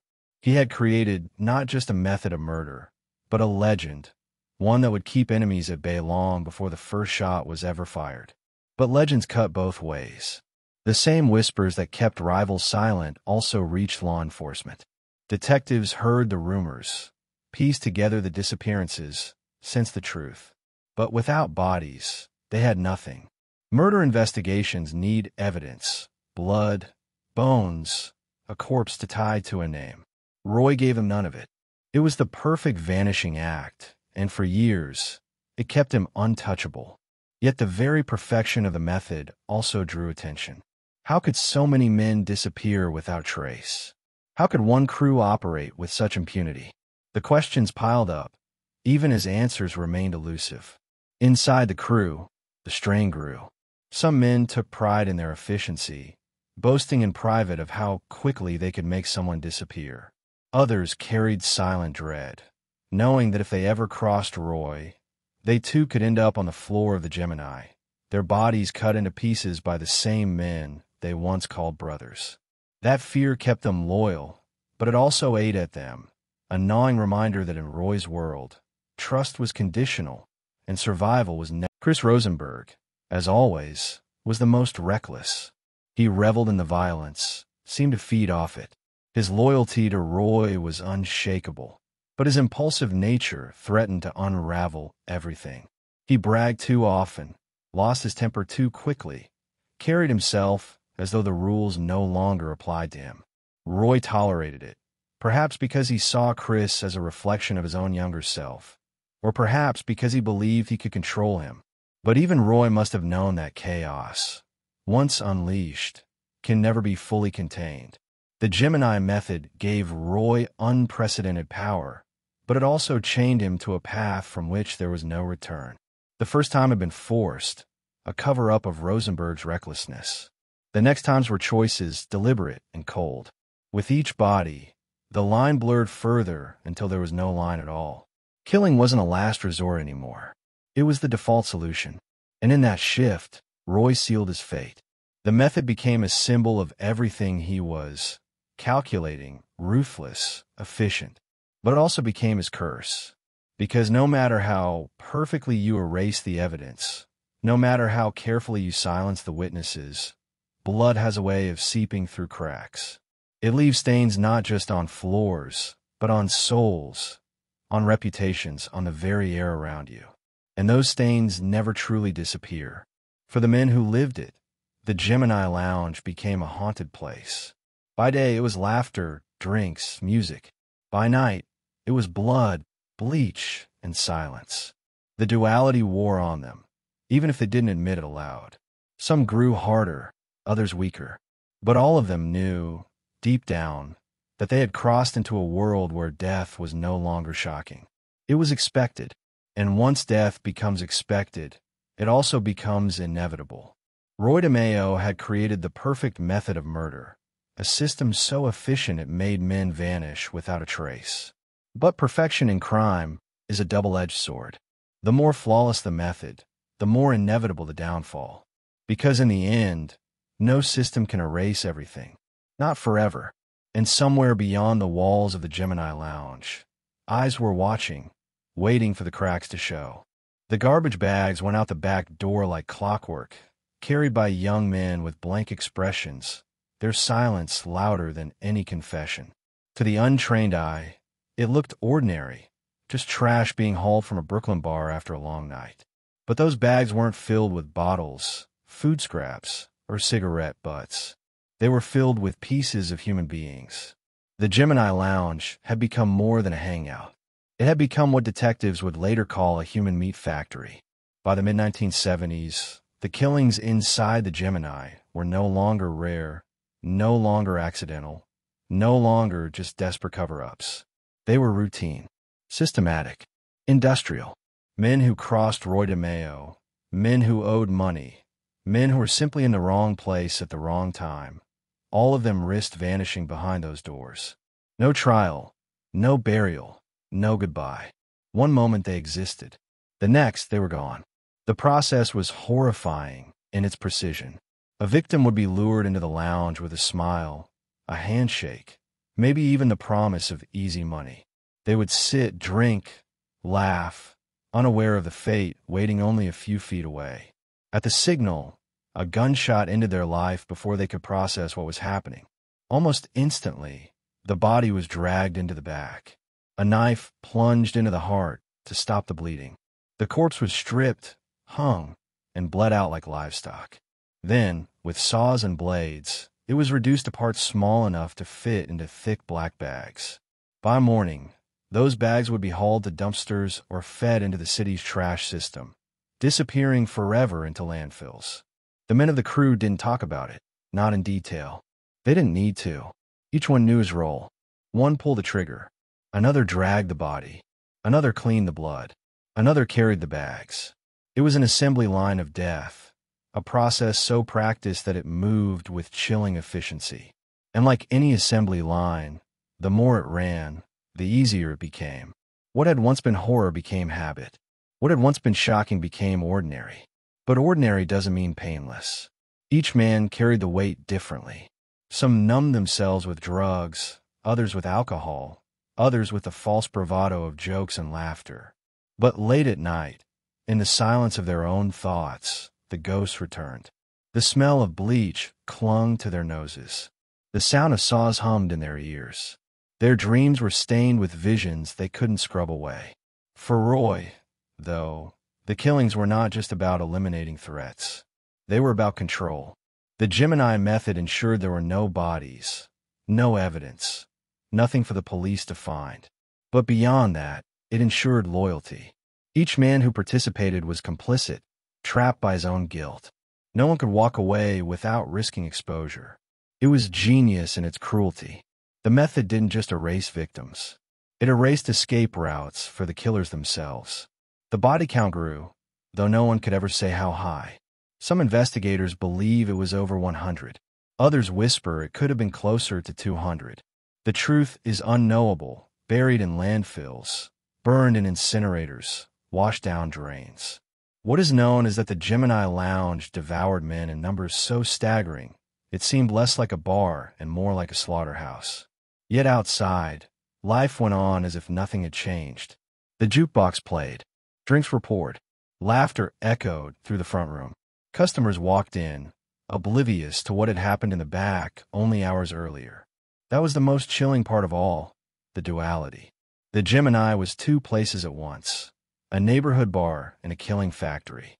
And the line between the two was only a thin wall, a door separating life from death. Neighbors whispered, but kept their distance. They noticed the heavy bags carried out at odd hours, the strange smell that sometimes lingered in the alley, the nervous glances of delivery men. But in Brooklyn, silence was survival. People suspected, but no one spoke, because everyone knew what the Gemini was rumored to be. And everyone knew that rumors, if spoken too loudly, could make you disappear too. Inside the crew, the method created a twisted sense of pride. They boasted quietly about how efficient they were, how no one could match their ability to erase a man. To them, it wasn't just survival, it was superiority. Other crews left bodies in alleys, dumped corpses in rivers, invited police scrutiny. But Roy's men, they left nothing. They were untouchable. That belief gave them confidence, but also fed their arrogance, blinding them to the cracks that were slowly forming around them. Chris Rosenberg, ever reckless, was the most vocal. He laughed about the killings, joked about the vanishings, carried himself as though he were immortal. To him, the Gemini wasn't a burden. It was a badge of honor. But his recklessness drew attention that Roy had to constantly manage. The more Rosenberg bragged, the more dangerous the whispers became. And the more Roy tightened his grip on the crew, the more suffocating the atmosphere inside the Gemini grew. There were nights when the crew sat together afterward, the bar quiet, the blood cleaned, the bags gone. They would drink in silence, staring at the wood of the bar, each man lost in his thoughts. Some wondered how long it could last. Others wondered if they would ever be able to stop. Murder had become their language, their bond, their business. And once business becomes blood, there is no easy way back. For Roy, the Gemini Lounge was both triumph and trap. It made him powerful, feared, respected, but also tied him to a legacy that could never be erased. Every killing added to his reputation, but also to the noose tightening around his neck. Because perfection in crime doesn't last. Every system, no matter how flawless, eventually breaks. Law enforcement began to circle, collecting rumors, tracking disappearances, connecting dots. They knew something was happening at the Gemini, even if they couldn't prove it. They heard stories of men who went in and never came out, of families who never saw their sons again. But without bodies, their hands were tied. And so the killings continued, each one bolder than the last. Still, even the men inside the crew felt the weight. Some admitted later that they wondered if one day they would be the ones dragged to the back, if Roy would decide they were liabilities, if their loyalty would be rewarded not with money, but with a bullet. The fear bonded them, but it also poisoned them, creating paranoia that gnawed at the edges of their brotherhood. The Gemini Lounge had become a monster of its own, feeding on the men who ran it as much as the victims who vanished inside. Every body carried through its doors left behind a stain, not just on the floorboards, but on the souls of those who touched it. And no matter how much bleach they used, some stains never wash away. By the late 70s, the Gemini method had turned into legend, a whispered horror story passed through the underworld. The numbers piled higher, the fear spread wider. But with each new killing, the danger grew. Because blood may disappear from the floor, but it never truly disappears from history. It lingers, waiting, until the day it resurfaces. Roy DeMeo believed he had built the perfect machine, a human meat factory that left no trace. But machines, no matter how well-oiled, eventually break down. And when they do, they often destroy those who built them. The garbage bags went out night after night, carried into the darkness, tossed into the city's veins of waste and forgetfulness. But the men carrying them knew a truth they couldn't escape. You can throw away flesh. You can throw away bones. But you can't throw away the guilt. And that guilt was growing heavier with every step they took into the knock on the door was enough to freeze the room. It was late, too late for visitors. And in the Gemini Lounge, late-night knocks rarely meant anything good. The crew looked at one another, hearts thumping, minds racing. Was it a debtor? A rival? The cops? Or worse, had Roy decided that one of them had finally crossed a line? In that instant, every man sitting at that table knew the truth. Loyalty to Roy DeMeo was absolute, but it wasn't built on trust alone. It was built on fear, and fear had a way of silencing even the loudest doubts. Roy had a presence that could shift a room without a word. He didn't need to raise his voice or slam his fist. A single glance, a pause too long, the faint curl of a smile. It was enough to keep his men in line. They respected him, yes, but more than that, they feared him. Fear was the glue that held them together, stronger than brotherhood, stronger than friendship. Because each of them knew, in their bones, that the same man who had protected them could also end them. Inside the crew, loyalty was everything. Betrayal wasn't an option, not just because of the Mafia's rules, but because of the Gemini itself. They had all seen what happened to men who outlived their usefulness. They had carried the bags, scrubbed the blood, smelled the bleach. They knew that one misstep, one mistake, one careless word could earn them a one-way trip to the back room. That knowledge didn't just bind them to Roy, it chained them. Yet, it wasn't only fear that kept them close. There was a strange kind of pride, too. To be part of Roy's crew was to be untouchable, to walk the streets of Brooklyn with a shadow bigger than your body. People moved out of their way. Debtors paid without argument. Rivals lowered their eyes. It was intoxicating, that mix of respect and dread, like wearing armor made of reputation. Each man felt it, even as they knew that armor was also a target. The internal dynamics were complicated. Some were fiercely devoted to Roy, almost like sons to a father. Chris Rosenberg, reckless and volatile, worshipped him. Others, like Joey Testa and Anthony Sinner, followed with quieter loyalty, steady and reliable. There were arguments, of course, moments when tempers flared, when egos clashed. But each time, Roy was there to steady the ship. He played his men against one another just enough to keep balance, rewarding loyalty, punishing arrogance, reminding them all who held the power. Fear was not just an occasional tool for Roy.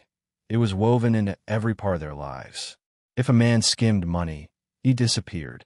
If someone whispered the wrong words to the wrong ears, they vanished. If a rival so much as looked at them sideways, he was gone. That unpredictability was deliberate. Roy wanted his men to live with the constant awareness that their lives were in his hands. It kept them sharp, loyal, and silent. At the same time, he gave them enough rewards to make the fear bearable. The money was steady, flowing from loan sharking, auto theft, and the endless stream of side hustles. The cars were fast, the women eager, the drinks always on the house. For young men in Brooklyn, it was the kind of life most could only dream of. And Roy knew it. He dangled the rewards like bait, keeping his crew hooked, making sure the thrill of power was always just enough to overshadow the dread of consequence. But beneath the laughter, beneath the camaraderie, each man carried a private fear. In quiet moments, they wondered if their loyalty would save them, or if one day they'd be the ones sitting at the bar, laughing, only to hear the sudden crack of a gunshot behind their ear. That duality, loyalty and fear, kept them frozen in place. They couldn't leave, and they couldn't betray. They could only stay, bound by blood, bound by terror. Some men coped by leaning harder into the violence, convincing themselves that they were part of something greater, that the killings were just business. Others coped by pretending not to think about it at all, burying the fear beneath jokes and alcohol. But all of them knew the truth. They were not free. They belonged to Roy, in life and in death. It wasn't just the crew who felt it. Outsiders sensed it too. The Gemini Lounge carried an aura that extended beyond its walls. People whispered that it was cursed, that men who went in sometimes never came out. Customers still came for drinks, for cards, for laughs, but they came with caution. Everyone felt the weight in the air, the unspoken knowledge that this was not just a bar. It was Roy's domain, and in his domain, anything could happen. Roy cultivated that reputation carefully. He wanted the world to see his crew as untouchable, a force of nature. And for a time, it worked. Even other mafia crews tread lightly around them. The Gambinos valued Roy because he delivered money by the truckload, but even they felt uneasy about the rumors, the whispers of endless killings. Some admired his efficiency. Others feared it. But no one could deny that his crew was loyal. Terrifyingly loyal. Yet loyalty built on fear is fragile. It lasts only as long as the fear holds. And fear, once cracked, can crumble quickly. Roy understood this, which is why he never allowed cracks to show. He carried himself with absolute certainty, as though nothing could touch him, as though the law, rivals, even death itself, were beneath him. That confidence spread to his men, convincing them that as long as they stayed with him, they were safe. But deep down, each man knew safety was an illusion.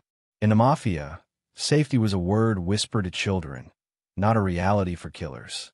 The tension built slowly, like water behind a dam.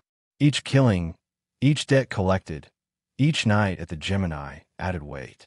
And though the dam held, the cracks were spreading. The men laughed louder, drank harder, fought more often. They were young, reckless, and flush with power, but they were also haunted. Fear bound them to Roy, but it also poisoned them, corroding their bonds from within. Still they stayed, because leaving wasn't an option, because fear was stronger than doubt, because loyalty, even twisted and warped, was still loyalty. They stayed because they believed in Roy, or because they were too afraid not to. And in the world of organized crime, that difference doesn't matter. The knock on the door that night turned out to be nothing. Just a drunk customer stumbling in, looking for one more drink before closing. But for those few seconds before the door opened, the crew had looked at one another with wide eyes, their faces pale, their breaths held. And in those eyes was the truth of their world. Loyalty and fear, inseparable, two sides of the same coin. The Gemini Lounge was more than a bar, more than a killing floor. It was a cage, and they were all trapped inside, bound to Roy by love, by loyalty, and most of all by terror. And cages, no matter how gilded, eventually break. The powder sat on the table in a neat little pile, white and harmless looking, as though it were nothing more than sugar spilled from a diner packet. But this wasn't sugar. This was cocaine. And for Roy DeMeo and his crew, it was more than just a drug. It was temptation, risk, and fortune rolled into one. The Gambino family had always preached against it. Drugs were messy. They drew too much law enforcement.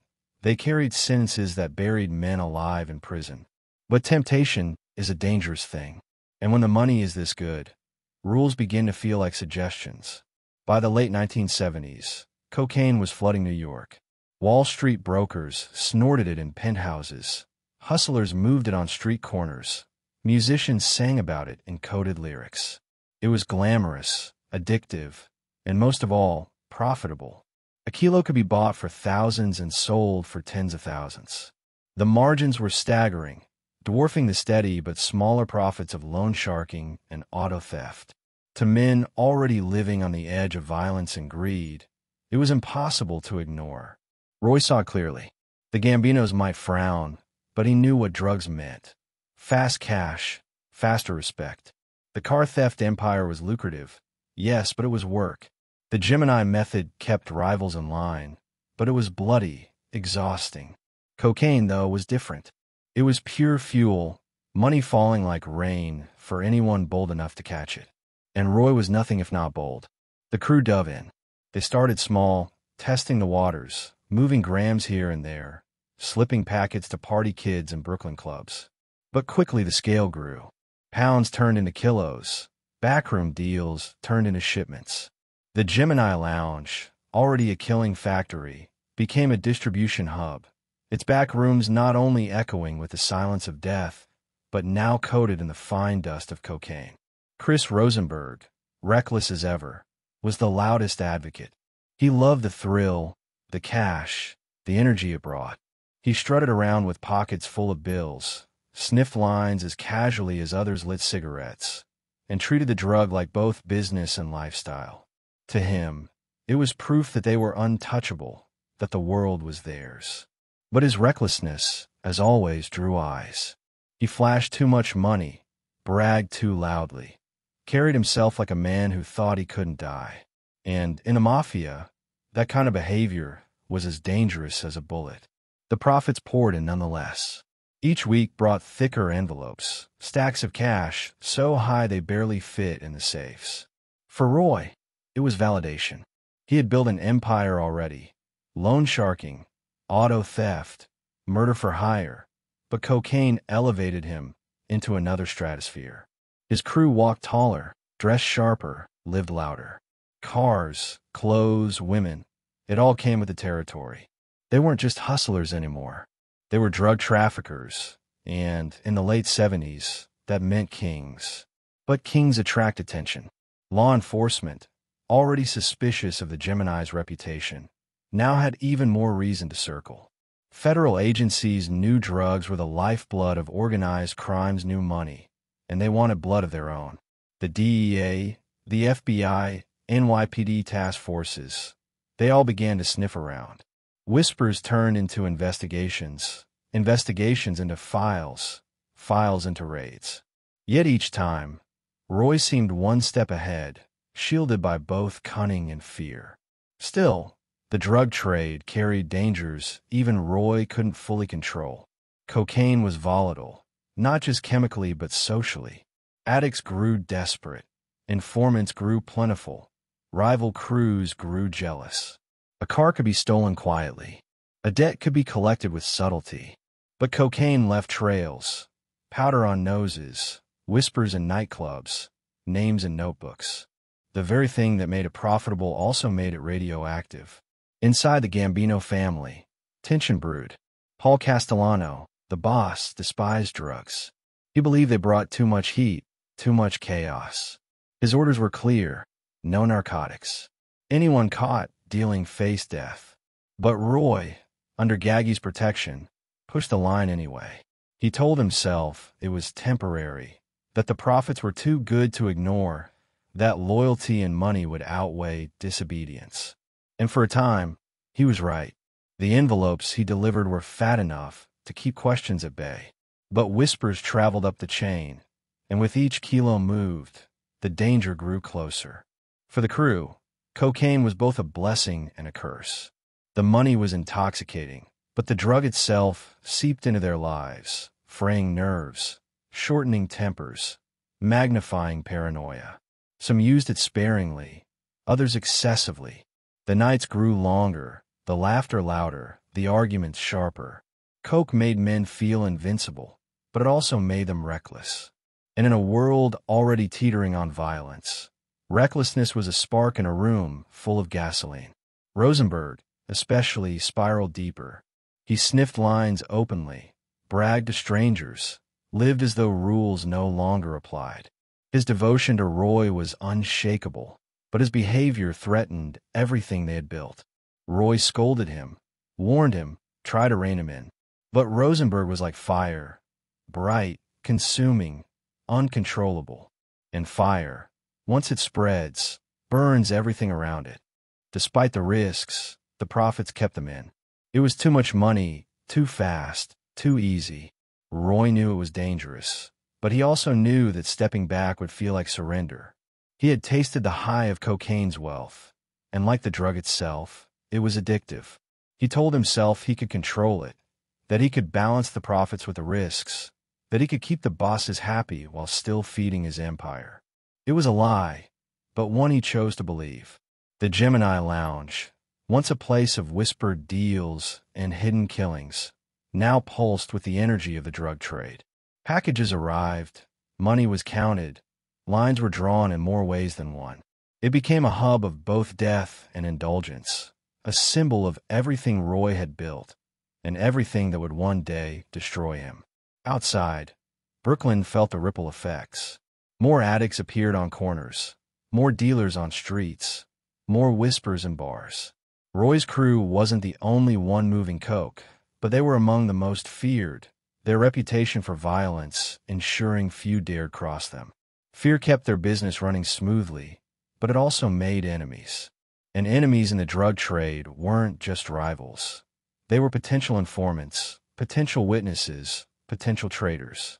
The duality of loyalty and fear, which had always defined Roy's crew, now strained under the weight of cocaine. Men grew jittery, tempers flared, trust eroded. They were making more money than ever before, but they were also more vulnerable than ever. Each dollar earned was another risk taken, another step closer to the edge. Roy knew the dangers. He wasn't blind. He had heard Castellano's orders, had seen the consequences for others who dared cross that line. But ambition was a tide he couldn't stop, not even in himself. The prophet spoke louder than the rules, louder than the warnings. And so, he pushed forward, deeper into a world that promised riches but guaranteed ruin. The powder on the table, so harmless looking, was more than just a drug. It was a crossroads. For Roy DeMeo, it was the choice between obedience and defiance, between stability and chaos, between survival and destruction. And once he chose cocaine, he chose the path that would eventually lead him straight into the crosshairs of both his enemies and his own family. The man sat in his car, engine running, radio humming low. He never saw the shadow step from the curb. A flash of movement, the pop of a silenced gun, and his head slumped forward onto the steering wheel. In seconds, the street was quiet again. Another life erased, another job completed, another payment earned. For most people, killing is unthinkable. For Roy DeMeo and his crew, it had become business. Cold, structured, reliable business. By the late 1970s, murder was no longer just a byproduct of their world. It was part of the operation itself. A tool as common as a wrench in a mechanic's hand. When a dispute needed settling, when a rival needed silencing, when a debt went unpaid, death was the solution.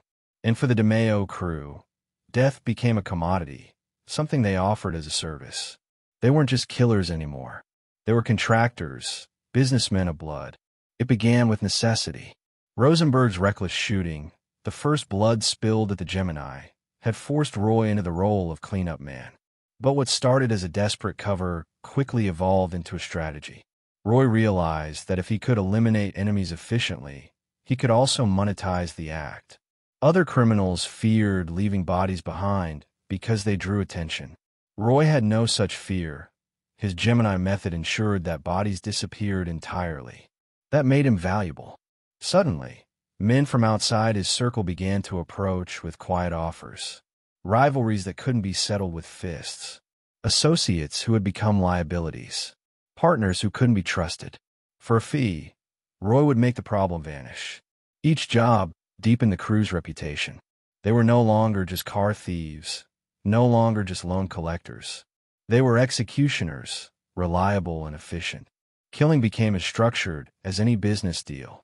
A price was set, a target identified, a night chosen. The man would be invited to the Gemini, offered a drink, a handshake, a smile. Then the process unfolded with practiced ease. By morning, the body was gone, and the customer's problem had evaporated into the night air. The normalization of murder was perhaps the most chilling transformation of all. At first, there had been nerves, trembling hands, uneasy glances. But over time, those faded. Fear was replaced with routine, hesitation with muscle memory. The men of the crew began to speak of murder not with dread, but with the casual tone of workers discussing their shifts. Each role was known, each step rehearsed. The Gemini wasn't just a bar anymore. It was an office where murder was the product on the shelves. But behind that routine lived a quieter truth. Murder may become habit, but it never becomes harmless. Each man carried the weight differently. Rosenberg, reckless as always, seemed to relish it, treating violence as both duty and thrill. Joey Testa and Anthony Sinner approach it more like labor, grim, necessary but detached. Others drown their unease in alcohol, cocaine, or silence. But whether spoken or not, the ghosts lingered. No one involved in that many killings walks away unscarred, no matter how hard they laugh afterward. Roy himself was a paradox. To his crew, he projected calm efficiency. He treated murder as arithmetic, an equation to be solved with precision and logic. If a man was a threat, eliminate him. If a debt was too costly, erase it. If someone's existence jeopardized the crew, remove them from existence. He spoke of it with the same tone he used for car thefts and loans, as though life and death were just another column on his balance sheet. But behind that calm exterior, there were glimpses of something darker, a detachment so complete it unsettled even his closest allies. The Gambino family noticed too. For some, Roy's efficiency was useful. He made problems disappear, kept money flowing, silenced rivals. For others, his reputation was dangerous. Too many whispers, too many vanishings. Murder was supposed to be controlled, strategic, rare. Roy was turning it into routine, and routine attracts attention. Law enforcement already had their eyes on him, piecing together missing persons, hearing rumors of the Gemini. But within the family, the question grew louder. Was Roy an asset or a liability? On the streets, though, his reputation was unmatched. Fear spread faster than truth, and in the underworld, fear is worth more than gold. Debtors paid on time. Rivals backed down. Associates thought twice before crossing him. The very mention of the Gemini Lounge was enough to silence arguments. Roy had weaponized murder into something larger than violence. He had turned it into influence. Yet influence comes with a price. The more routine the killings became, the more reckless the crew grew. Jokes about vanishings, careless remarks in bars, whispers to girlfriends, it all added to the risk. The balance between loyalty and fear held the crew together, but paranoia seeped through the cracks. Each man knew that if he made a mistake, he could be next, and that knowledge, while binding, also bred resentment. Living in constant fear corrodes loyalty, even if it doesn't break it outright. One killing blurred into the next. Some were personal, settling scores, punishing disrespect. Others were transactional, hits for hire, favors for allies. Still others were simply preventative, men who might talk, who might betray, who might one day become a problem. Those were the coldest killings of all. Not punishment, not revenge, just preemptive erasure. A man was alive one day, gone the next, not because of what he had done, but because of what he might do. The numbers piled up. Dozens, possibly hundreds. Each one erased from the world. Each one leaving behind families who never got answers, children who never saw fathers again, mothers who never stopped wondering. For the crew, it was just business. For the victims, it was everything. That dissonance is what made the Gemini so chilling. To Roy and his men, it was work. To the world outside, it was horror. And horror has a way of leaking through cracks, no matter how well it's contained. Detectives grew frustrated. Families demanded answers. Reporters whispered of a killing crew operating in Brooklyn. The Gemini became legend before it was ever proven. A whispered name passed through the underworld like a ghost story. Men who lived near it crossed the street to avoid walking past its door. Bartenders in other neighborhoods lowered their voices when mentioning Roy's name. Fear radiated outward, invisible but suffocating. Inside the crew, though, life went on. They laughed, drank, counted cash, drove fast cars. They convinced themselves they were untouchable, that their system was perfect, that no one could ever catch them. And for a while, they were right. Bodies vanished, evidence disappeared, and the law could only chase shadows. But shadows have a way of growing, of stretching further than men intend.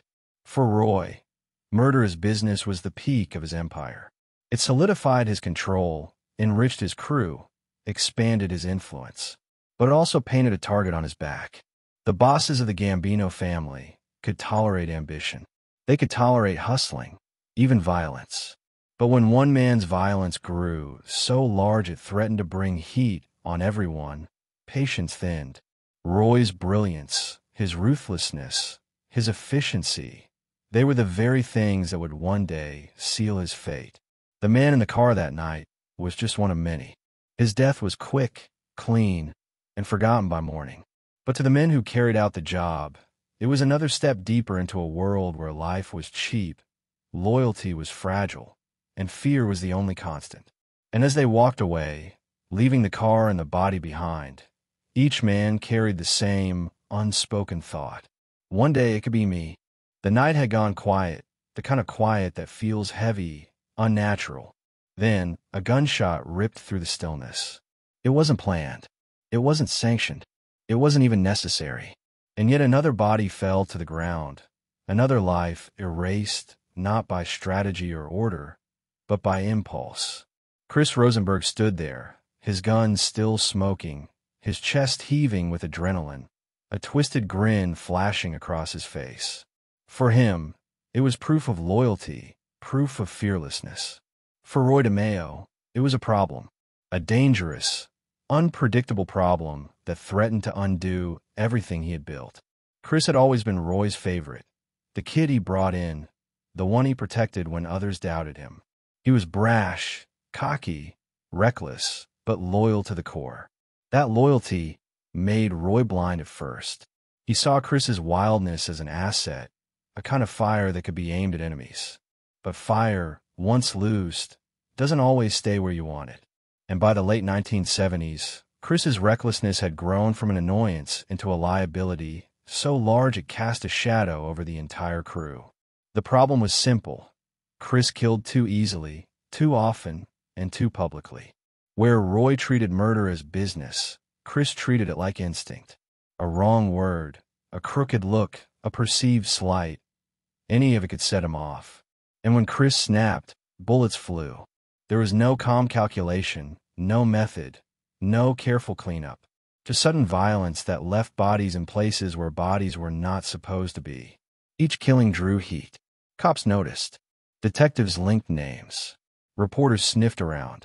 The whispers that had once stayed in the underworld began creeping into newspapers, into squad rooms, into the ears of bosses higher up.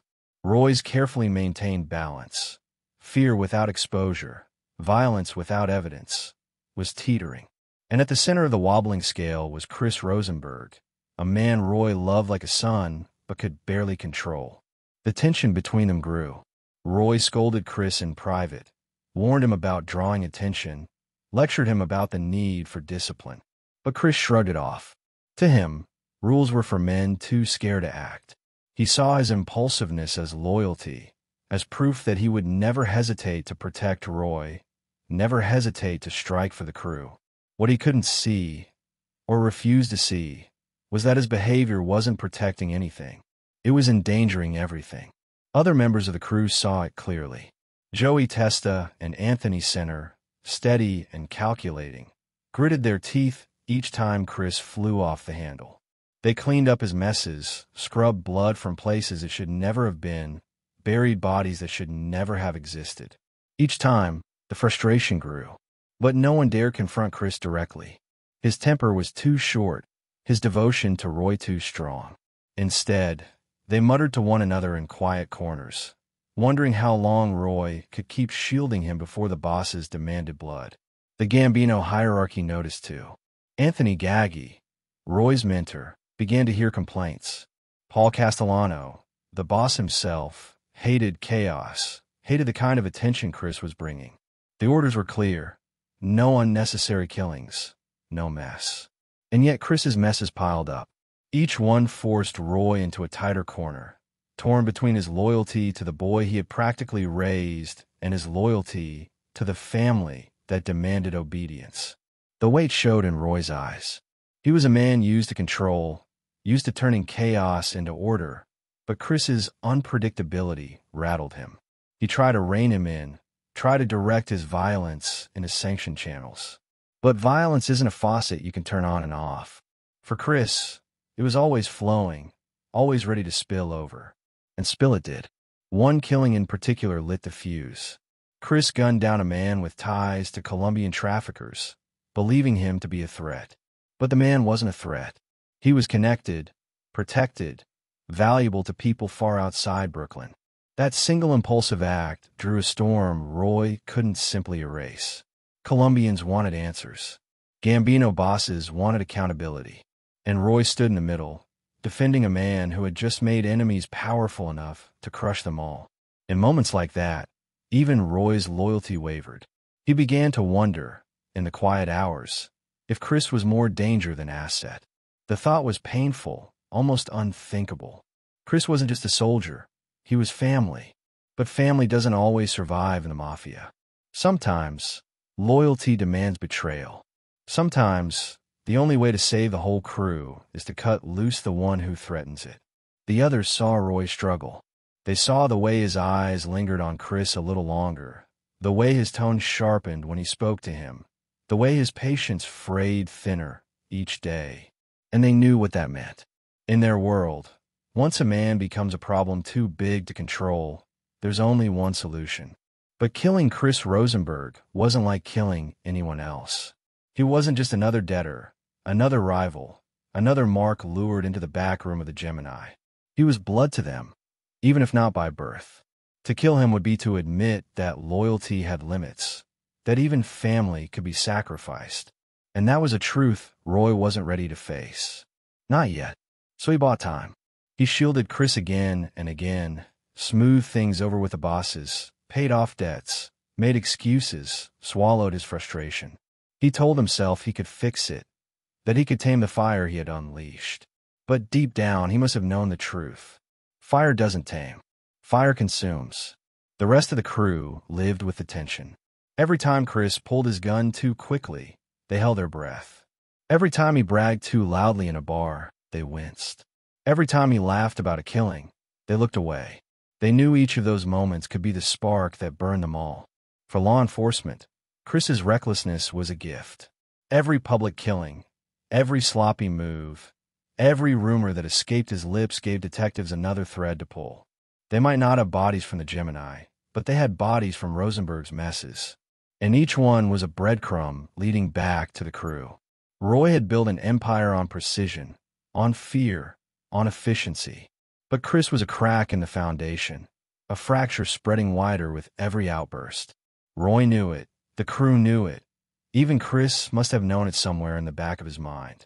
But knowing and acting are two different things. And Roy wasn't ready to act. Not yet. Because loyalty can blind even the most ruthless of men. And in Roy DeMeo's world, blindness was a luxury no one could afford for long. The photographs were spread across a table in a dimly lit office, the faces of missing men staring up in silence. Detectives pointed at patterns. Agents scribbled notes. Maps were pinned with strings connecting Brooklyn streets to Long Island dumps, to Manhattan nightclubs, to warehouses where whispers said bodies had been cut apart.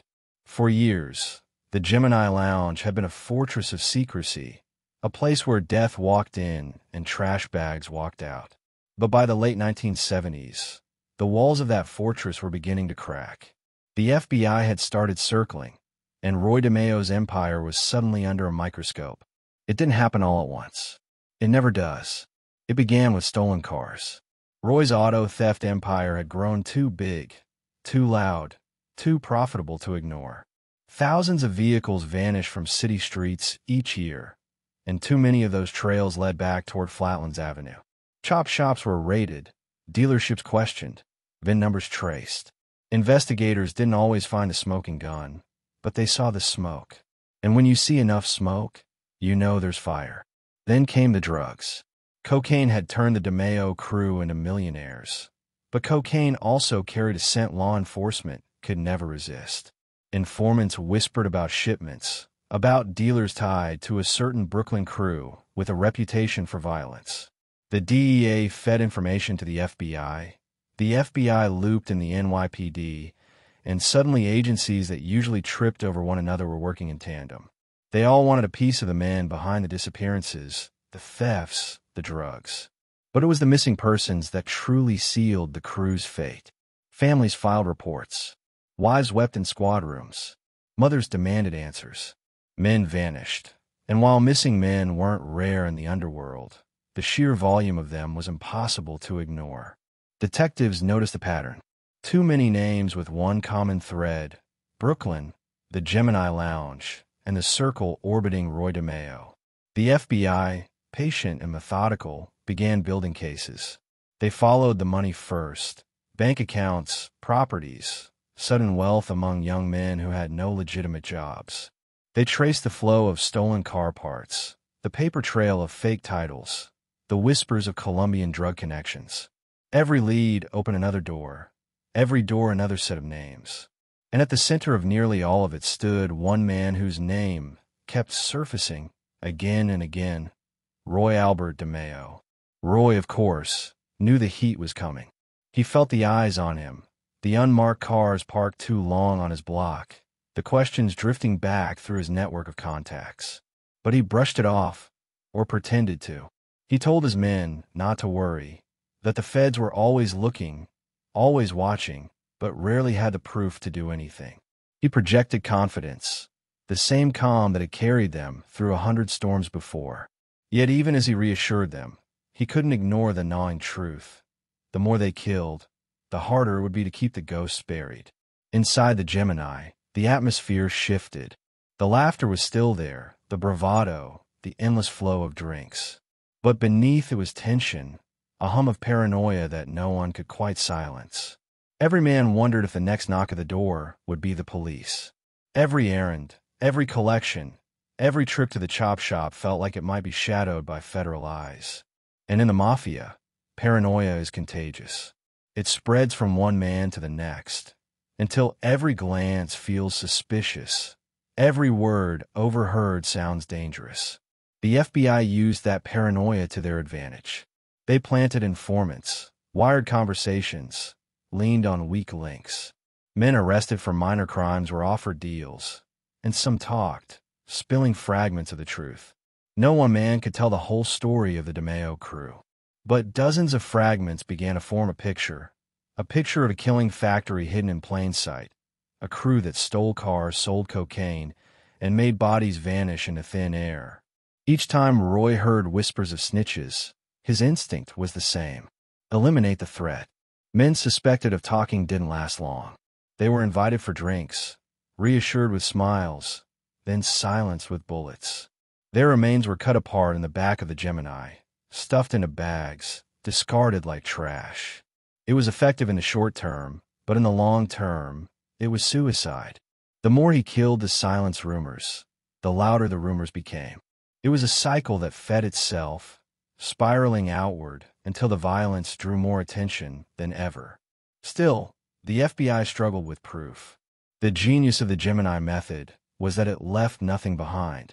No bodies, no crime scenes, no weapons to tie to suspects. Detectives could sense the truth, but courts demand evidence, and evidence was the one thing Roy refused to leave. Yet the absence of evidence became evidence itself.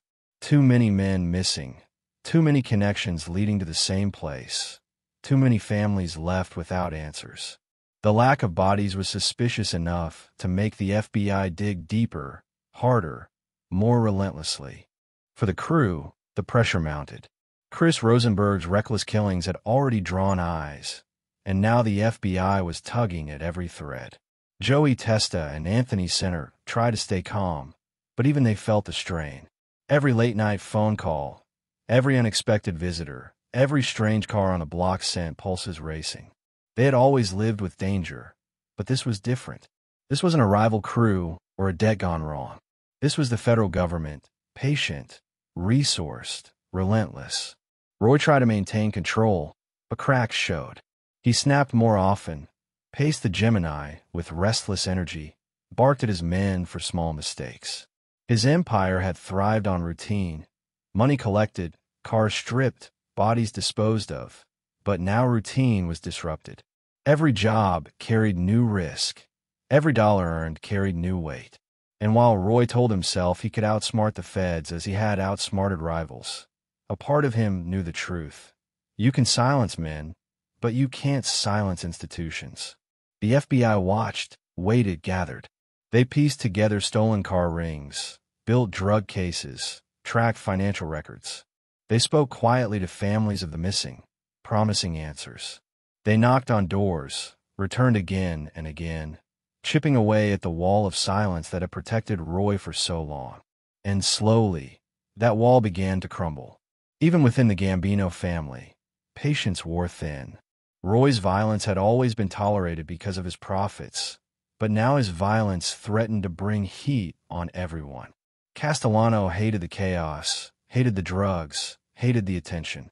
Gaggi defended Roy as long as he could, but even his influence had limits. In the mafia, a man who draws too much heat is not an asset. He's a liability, and liabilities don't last. The FBI knew this too. They didn't just chase Roy. They squeezed the family, confident that eventually his own bosses would decide he was too dangerous to protect. It was a waiting game, and the feds had patience on their side. For Roy's men, the paranoia reached a breaking point. They still laughed, still toasted one another, but the jokes rang hollow. They knew the circle was closing. They didn't know when or how, but they knew the truth. The FBI was coming, and when the feds come, they don't stop until someone falls. The photographs on the table in that office weren't just paper. They were cracks in the wall, ghosts demanding answers, and the agents staring at them were determined to give those ghosts a voice. Roy DeMeo had built an empire on fear, efficiency, and silence. But fear fades, efficiency cracks, and silence can never last forever. And as the 70s bled into the 80s, the circle tightened. The FBI was closing in. And somewhere, deep down, Roy must have known, no matter how many bodies he made vanish, his own disappearance was only a matter of time. The number was never written down, never spoken aloud in one clear sentence. But everyone in the underworld whispered it, and every lawman chasing shadows felt the weight of it pressing down on their shoulders. More than 100 murders. That was the rumor. That was the estimate. That was the legacy of Roy DeMeo and his crew as the 70s gave way to the 80s. A tally so high it blurred the line between myth and reality, leaving even hardened mafia men shaking their heads. How could one crew be responsible for that much death? It started with one. A single body in the back of the Gemini Lounge, a messy cover-up to protect a reckless soldier. Then two, then three. Soon the Gemini method became routine, and bodies were no longer counted. They were processed. Each killing folded into the rhythm of the crew's life, as natural as collecting envelopes or stripping stolen cars. To them, death wasn't shocking anymore. It was inventory, a problem solved, another secret bagged up and dragged out into the night. But numbers don't lie, even when no one keeps track. Detectives knew it, prosecutors whispered it, and soon the FBI put it into memos. The DeMeo crew had surpassed 100 murders. That made them one of the deadliest factions in the entire history of the American Mafia. Deadlier even than crews that fought wars in the streets, because Roy's crew didn't fight wars. They erased them, quietly, efficiently, without bodies left behind to tell the story. Inside the Gemini Lounge, the sheer volume of killings became part of the atmosphere. Men joked grimly about the ghosts in the walls, about the bleach smell that never truly faded. They drank at the same bar where men had been shot hours earlier. They leaned against walls still damp from cleaning. The ordinary and the monstrous existed side by side, so intertwined that the line between them disappeared. For outsiders, it would have been unbearable. For Roy's men, it became life. But life under that weight wasn't easy. Even the most loyal soldiers began to crack under the pressure. Some numbed themselves with cocaine, sniffing lines to stay awake, to keep the images at bay. Others drank until their words slurred, trying to laugh over the silence that followed each killing. Still others carried their ghosts quietly, letting the nightmares creep in when the bar was closed and the streets were empty. Each man dealt with it differently, but none escaped it. You don't bury 100 bodies without burying pieces of yourself alongside them. For Roy, though, the numbers were more than a grim reality. They were power. The more men he killed, the stronger his reputation grew. Fear spread beyond Brooklyn, beyond the Gambinos, into the entire mafia world. Whispers of the Gemini Lounge kept rivals at bay, silenced disputes, made men think twice before challenging him. Murder wasn't just business anymore. It was currency. It bought him influence, protection, leverage. But that currency came at a cost, and Roy was starting to feel the bill. Law enforcement was counting, even without bodies. They connected missing persons, tracked names that vanished, noticed patterns in neighborhoods where men disappeared but never returned. Families begged for answers. Detectives built files. Agents drew lines across maps. Each missing man became a statistic, and statistics add up. The picture that emerged was undeniable. The DeMeo crew was killing at a pace unmatched in mafia history. And while the outside world counted, so did the bosses. Within the Gambino family, whispers grew louder. Murder had always been a part of the mafia, but never at this scale. The rules of Cosa Nostra demanded order, discipline, restraint. Roy's crew had crossed into something else, something feral. They were drawing heat not just from the FBI, but from the media, from politicians, from anyone who wanted to make a name chasing organized crime. For Castellano, a boss obsessed with order and appearances, it was unacceptable. Roy was profitable, yes, but he was also radioactive. The crew itself felt the tension. Every killing bound them tighter together, but also frayed their nerves thinner. They trusted Roy, but they also feared him, knowing that anyone who displeased him could end up on the same floor where countless others had died. Loyalty had always been their strength, but now it was loyalty under a shadow. Every laugh carried unease, every toast had doubt. They lived in fear not only of the FBI, but of each other. The 100 mark wasn't celebrated. It wasn't even acknowledged openly. But everyone knew.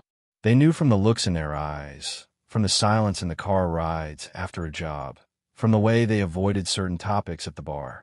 They didn't need numbers to know they had crossed into infamy. And that infamy, once earned, could never be erased. The human toll stretched far beyond the crew. Each body bag dragged out of the Gemini represented a life cut short, a family left shattered, children left fatherless. Wives sat at kitchen tables staring at empty chairs. Mothers clutched photographs. Brothers and sisters searched for answers that would never come. The pain of those families didn't stop the crew, but it built pressure in the city around them. Politicians demanded action. Detectives worked longer hours. Agents built thicker files. The grief of the victims became fuel for the hunt. Still, Roy pressed on. He believed in his system, believed in his control. He told himself that as long as the bodies kept vanishing, the FBI could never touch him. And for a time, he was right. The Gemini method was almost perfect. Almost. But perfection in crime doesn't last forever. Eventually, mistakes pile up, whispers grow louder, and fear begins to turn inward. Inside the crew, cracks widened. Chris Rosenberg's recklessness continued to spiral, drawing heat and suspicion. Joey Testa and Anthony Center stayed loyal, but even they carried doubts about how long they could keep the machine running. Some men started to think about the future, about whether they would survive long enough to see it. The killings had made them rich, but wealth means little when you're waiting for the next knock at your door.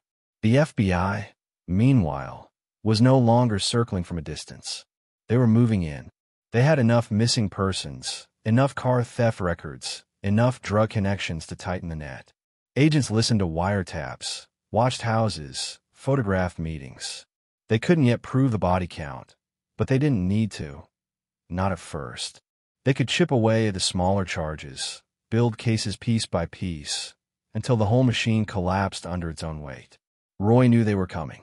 He felt it in the pit of his stomach, saw it in the nervous eyes of his men, heard it in the whispers of his neighbors. But admitting it would mean admitting weakness, and weakness was something Roy DeMeo never showed. So he laughed louder, spent more, killed faster. As though by acting invincible, he could keep reality at bay. But reality was closing in, and with more than 100 bodies behind him, there was no path left that didn't end in blood. Because the truth was simple. You can't kill that many men and expect to walk away clean. And Roy DeMeo's reckoning was drawing closer with every knock on the door, every unmarked car parked down the block, every whisper inside the family that maybe, just maybe, the time had come to cut him loose. The body count had made him powerful. But in the mafia, power built on blood is the fastest way to drown. The briefcase hit the table with a heavy thud. Inside, stacked in neat bundles, was cash, tens of thousands of dollars. The man across from Roy DeMeo smiled, lit a cigarette, and poured them each a drink. This wasn't Brooklyn anymore. This was Miami. The air was thick with heat, the scent of the ocean mixing with cigar smoke. And the money in that case didn't come from stolen cars or loan payments. It came from cocaine, from Cuban traffickers who trusted Roy not just as a business partner, but as someone who could keep their American pipelines safe. By the late 1970s, Roy's empire had stretched far beyond the back rooms of the Gemini Lounge. He had his hands in Cuban drug networks, police precincts, political circles, connections that gave him influence and protection well outside the Gambino family. He had always been ambitious, but now he was more than a soldier, more than a crew leader. He was a man with friends in high places, the kind of friends who could open doors, make problems vanish, or create storms with a single phone call. The Cuban connection was the most lucrative. The island exile community in Miami was a hub for cocaine trafficking, and Roy's crew, already knee-deep in distribution, became valuable allies. The Cubans had the supply. Roy had the infrastructure, the cars, the routes, the muscle. Together, they moved cocaine through New York like water through pipes, flooding neighborhoods, clubs, and businesses. The profits were staggering, reaching into the millions. And each shipment made Roy less dependent on the Gambinos, more tied to international traffickers who played by their own rules. But with those alliances came danger. The Colombians and Cubans didn't operate under the same codes of honor as Cosa Nostra.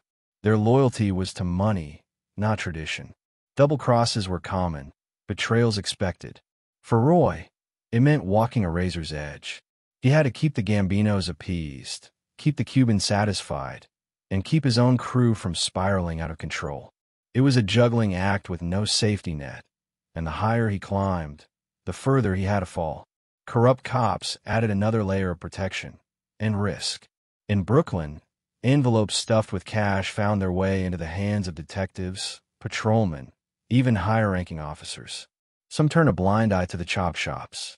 Others ignored complaints from neighbors about strange smells and late-night bags leaving the Gemini.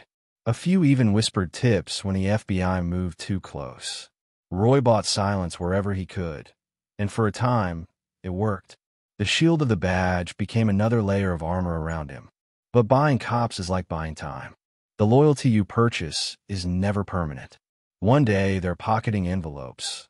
The next, they're testifying to save their own skin. Roy knew it. His crew knew it, but they had no choice. In a world closing in with federal investigations, every bit of protection mattered. And the sight of a friendly face in uniform, even one bought and paid for, was sometimes enough to keep paranoia at bay. Beyond the Cubans and the cops, Roy courted other connections too. He made deals with business owners who needed loans, politicians who wanted campaign cash, even unions that craved muscle. His reach spread into corners where most soldiers never dare to tread. He wasn't content with being just a cog in the Gambino machine. He wanted his own network, his own empire, his own shadow kingdom that could survive even if the mafia turned its back on him. To his crew, it was intoxicating. They weren't just neighborhood hoods anymore. They were international players, men with ties stretching from Brooklyn to Miami to Havana. They strutted with the confidence of men who believed they had cracked the code of survival. If one family or one boss decided they were expendable, they had other friends, other money, other doors to walk through. But beneath that confidence was fear. Everyone knew the Gambinos forbade drug dealing, and Castellano especially despised it. To him, narcotics were poison, a surefire way to bring heat on the family. Roy's Cuban ventures weren't just ambitious, they were defiant. Each shipment that moved through his crew was another line crossed, another reason for Castellano to question whether DeMeo was worth the risk. Roy might have had friends in high places, but none of them could fully protect him from the wrath of his own boss. The Cubans, too, were unpredictable allies. They admired Roy's ruthlessness, respected his efficiency, but they didn't fear him the way his Brooklyn rivals did. If he failed to deliver, if he ever showed weakness, they wouldn't hesitate to cut him out or cut him down. To them, Roy was useful, but replaceable, and usefulness has an expiration date. Even the cops, as helpful as they were, brought their own risks. Every bribe created a paper trail, every favor a witness. The very men who shielded him could one day testify against him, and Roy knew it. He had seen it happen to others. Corruption is a double-edged sword. It protects you until it kills you. Still, Roy pressed forward. He had built his empire on risk, on pushing boundaries, on taking what others said was off-limits. Drugs were forbidden, but drugs made him rich. Murder was supposed to be controlled, but he turned it into routine. Now, with Cubans in Miami, cops in Brooklyn, and allies beyond the Gambinos, he believed he had woven a web too complex for anyone to tear apart. But webs don't just hold. They also trap. And the more connections Roy made, the more vulnerable he became. Each friend in a high place was also a liability. Each alliance carried strings he couldn't always pull. And as the FBI pressed closer, as Castellano's patience thinned, as Rosenberg's recklessness spiraled, Roy found himself entangled in a network of his own making. A network that could collapse with a single betrayal. Inside the Gemini Lounge, his men felt it too. They marveled at the money, the cars, the women, the trips to Miami. But late at night, when the music faded and the laughter died, the doubts crept in. Could they really survive being tied to so many worlds at once? Could they really balance the mafia's code with Cuban ambition, with Colombian greed, with cops whose loyalty was as thin as the paper their bribes were wrapped in? Roy brushed off their doubts, as he always did. He reminded them of the money, the power, the fear they inspired. He told them no one could touch them, not the Cubans, not the cops, not the FBI, not even Castellano. His confidence was infectious, but it was also dangerous, because even Roy DeMeo couldn't control every string forever. The briefcase of cash on that table in Miami was proof of his success, but it was also a warning. Every dollar inside it tied him tighter to men who weren't bound by loyalty, only by greed. And greed, like blood, has a way of staining everything it touches. Roy DeMeo had friends in high places, but in the mafia, friends can disappear faster than enemies. And sooner than he realized, those high places would become cliffs. The office smelled of polished wood and old cigars, the kind of place where men in suits whispered decisions that rippled across entire cities. Paul Castellano leaned back in his chair, listening more than he spoke, his heavy eyes fixed on the numbers being laid in front of him. Bundles of cash, weekly envelopes. Roy DeMeo's name was attached to each one, his crew responsible for a river of money flowing into the Gambino family's coffers. On paper, he was a dream. But Castellano wasn't smiling. Behind his silence lingered suspicion, because with every dollar came a shadow, and the shadows around DeMeo were growing darker by the day. Castellano was not like the old-school street bosses. He saw himself as a businessman first, a mafia don second. His empire wasn't built on barroom brawls or bloody turf wars. It was built on construction contracts, labor rackets, legitimate businesses that laundered the darker profits. He wanted to project stability, sophistication. And Roy DeMeo, with his chop shops, drug ties, and a body count climbing past 100, was the opposite of that image. Roy made money, yes, but he also drew heat. And heat was the one thing Castellano despised above all else. At first, Roy's relationship with the boss was purely transactional. He delivered cash, kept his territory running, ensured the Gambino name carried weight in Brooklyn. Castellano accepted him because he was useful, and in the mafia, usefulness often outweighed distaste. But usefulness has limits. As whispers of the Gemini Lounge spread, men vanishing, families reporting loved ones missing, detectives asking questions, Castellano's patience thinned. He wanted profits without headlines, control without chaos. Roy was giving him both, but also threatening to burn the house down around him. Inside the Gambino hierarchy, opinions split. Some capos admired Roy's efficiency. He eliminated problems without leaving bodies to be found.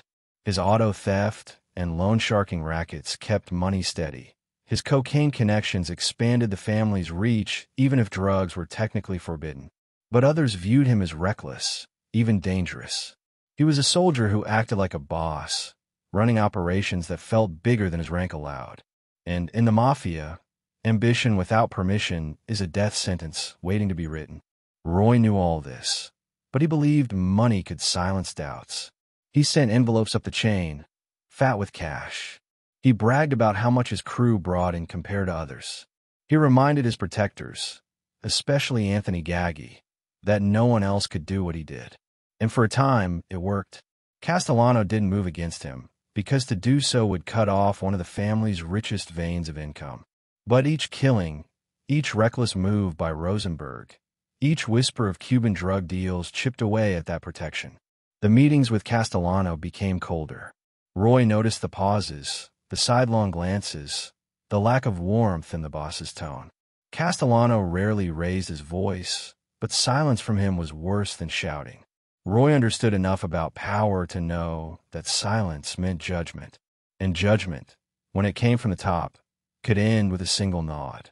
For Castellano, the dilemma was clear. Roy was profitable, but he was also a liability. He embodied the very things Castellano was trying to distance the family from: senseless violence, drugs, chaos. Castellano wanted to build a mafia that looked legitimate, a criminal corporation disguised as a business empire. Roy, on the other hand, was running what looked more like a slaughterhouse.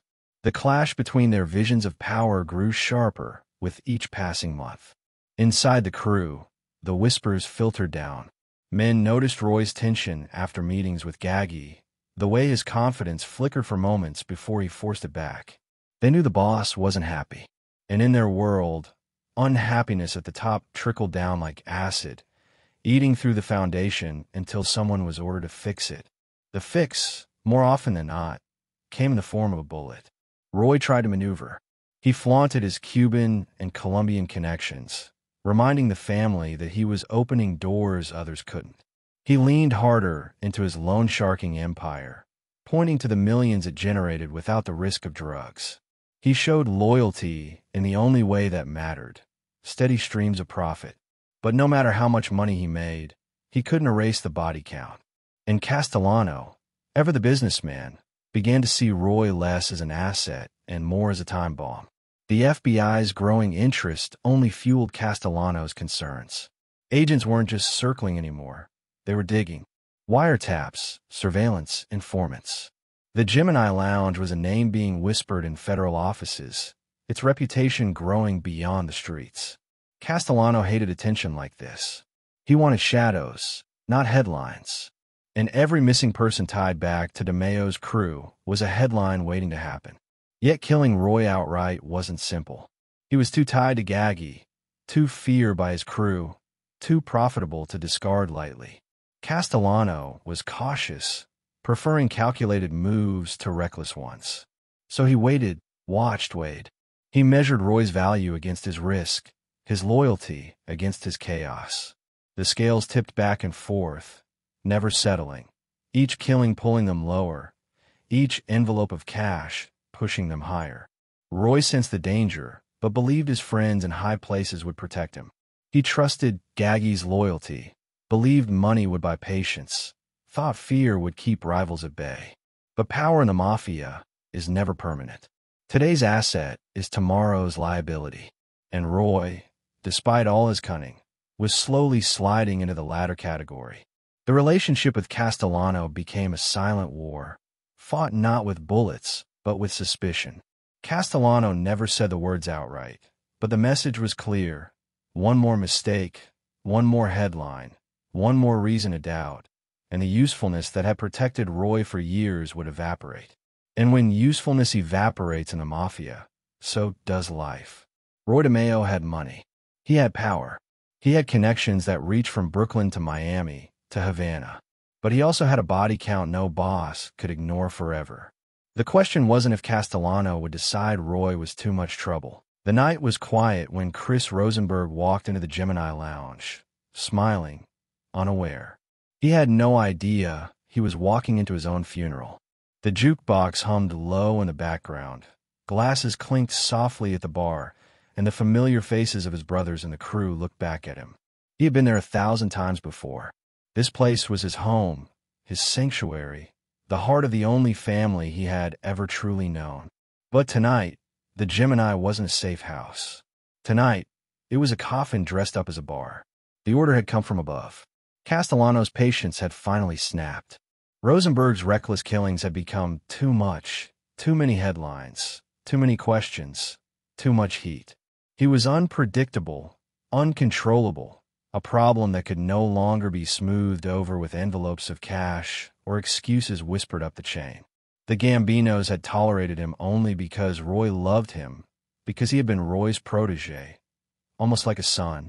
But in the Mafia, love doesn't matter when the family says it's time. And the order was clear. Chris Rosenberg had to go. The burden fell on Roy. It couldn't be anyone else. To have another man pull the trigger would risk division in the crew. To let Rosenberg die at the hands of outsiders would be an insult to the loyalty he had shown for years. If Chris was going to die, it had to be by Roy's hand. It was the cold logic of mob loyalty, a twisted form of mercy, but also a test of obedience. Roy had built an empire on killing others. Now, for the first time, he had to kill his own. The days leading up to it weighed heavy. Roy paced, smoked, drank more than usual. He carried himself with the same steel exterior, but inside he was cracking. Chris wasn't just another soldier. He was the kid Roy had plucked from the streets, the one he had protected when others doubted him. He had defended him, excused him, covered for him again and again. But all that loyalty had finally reached its breaking point. The Gambinos didn't care about their history. They cared about survival, about protecting the family above all else. Chris, as always, had no idea. He still strutted, still bragged, still laughed too loudly at the bar. To him, the warnings were just noise. He believed Roy's protection was eternal, that no matter how bad things got, Roy would never betray him. That was the tragedy. His faith was absolute, his trust unshakable. And that trust was exactly what would kill him. The night it happened, Roy greeted him warmly, as he always did. The crew was there, familiar faces, steady smiles, eyes that hid the storm behind them. Chris leaned against the bar, cracked jokes, drank his whiskey. To him, it was another night at the Gemini. To everyone else, it was the end. When the moment came, it was quick. That was Roy's way. A gunshot, sudden and sharp, split the air. Chris staggered, confusion flashing across his face. He looked at Roy, not with anger, not even with fear, but with disbelief. As if his mind couldn't process what had just happened. As if the man he trusted most in the world couldn't possibly have turned on him. But disbelief turned to silence as his body hit the floor. The crew moved into motion, the routine they knew too well. Blood was cleaned, the body dismembered, the remains bagged and carried out. To them, it was another job, another problem solved. But this one was different. This was one of their own. The silence that followed wasn't just the silence of death. It was the silence of something breaking inside each of them. Roy didn't show it, but tore him apart. He had killed dozens, maybe hundreds, without blinking. But Chris was different. Killing Chris was like killing a piece of himself. The son he never had, the loyalty he had always believed unshakable. Yet he did it anyway, because that was the code.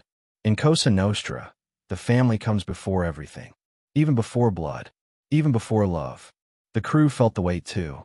Some looked at Roy with fear, realizing that if he could kill Chris, he could kill any of them. Others looked at him with pity, understanding the pain behind his eyes. But none of them spoke. Words had no place in moments like this. In their world, silence was survival. Outside the Gemini, life went on. Cars rolled down Flatlands Avenue. People laughed in restaurants. Music played in homes. No one knew that inside a dim bar, a man had just killed his closest friend. No one knew that the bond that had held the DeMeo crew together had just been shattered. But whispers would spread, as they always did, and those whispers would mark the beginning of the end. The FBI, already circling, would later point to Rosenberg's disappearance as another link in the chain of evidence against the crew. Detectives would add his name to the growing list of the missing.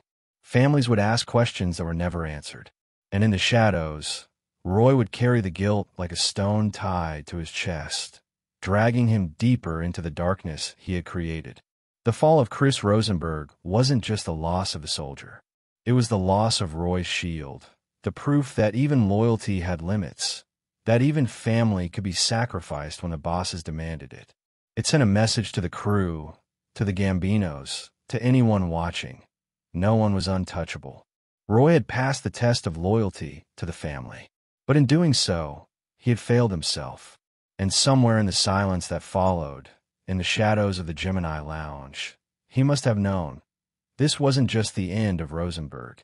This was the beginning of the end for all of them. Because once you kill your own, there's nothing left to protect you when the wolves come.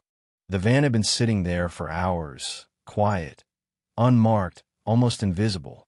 Inside, 2 federal agents leaned over headphones, listening, scribbling notes, marking every pause, every laugh, every careless word.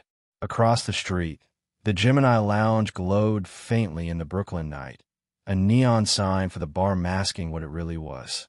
For years, Roy DeMeo had treated this place as untouchable, a fortress of shadows where bodies vanished and secrets stayed buried. But now, the walls were thin.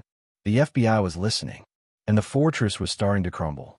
By the dawn of the 1980s, the pressure on the DeMeo crew had become suffocating. Every missing person report, every stolen car traced, every rumor of drug shipments added to the growing case file. The Gemini method, once the crew's most powerful weapon, was also their greatest weakness. The lack of bodies hadn't protected them forever.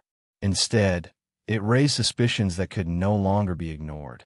Detectives began calling the crew's victims the disappeared, as if Brooklyn had become its own version of a war zone where men simply ceased to exist.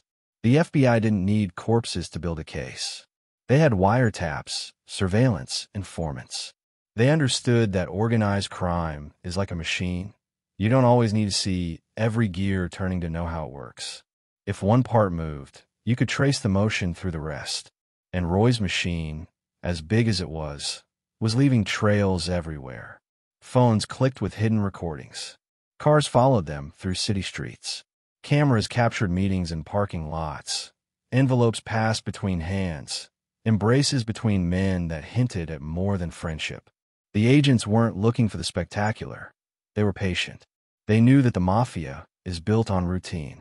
And if you watch routine long enough, you start to see the cracks.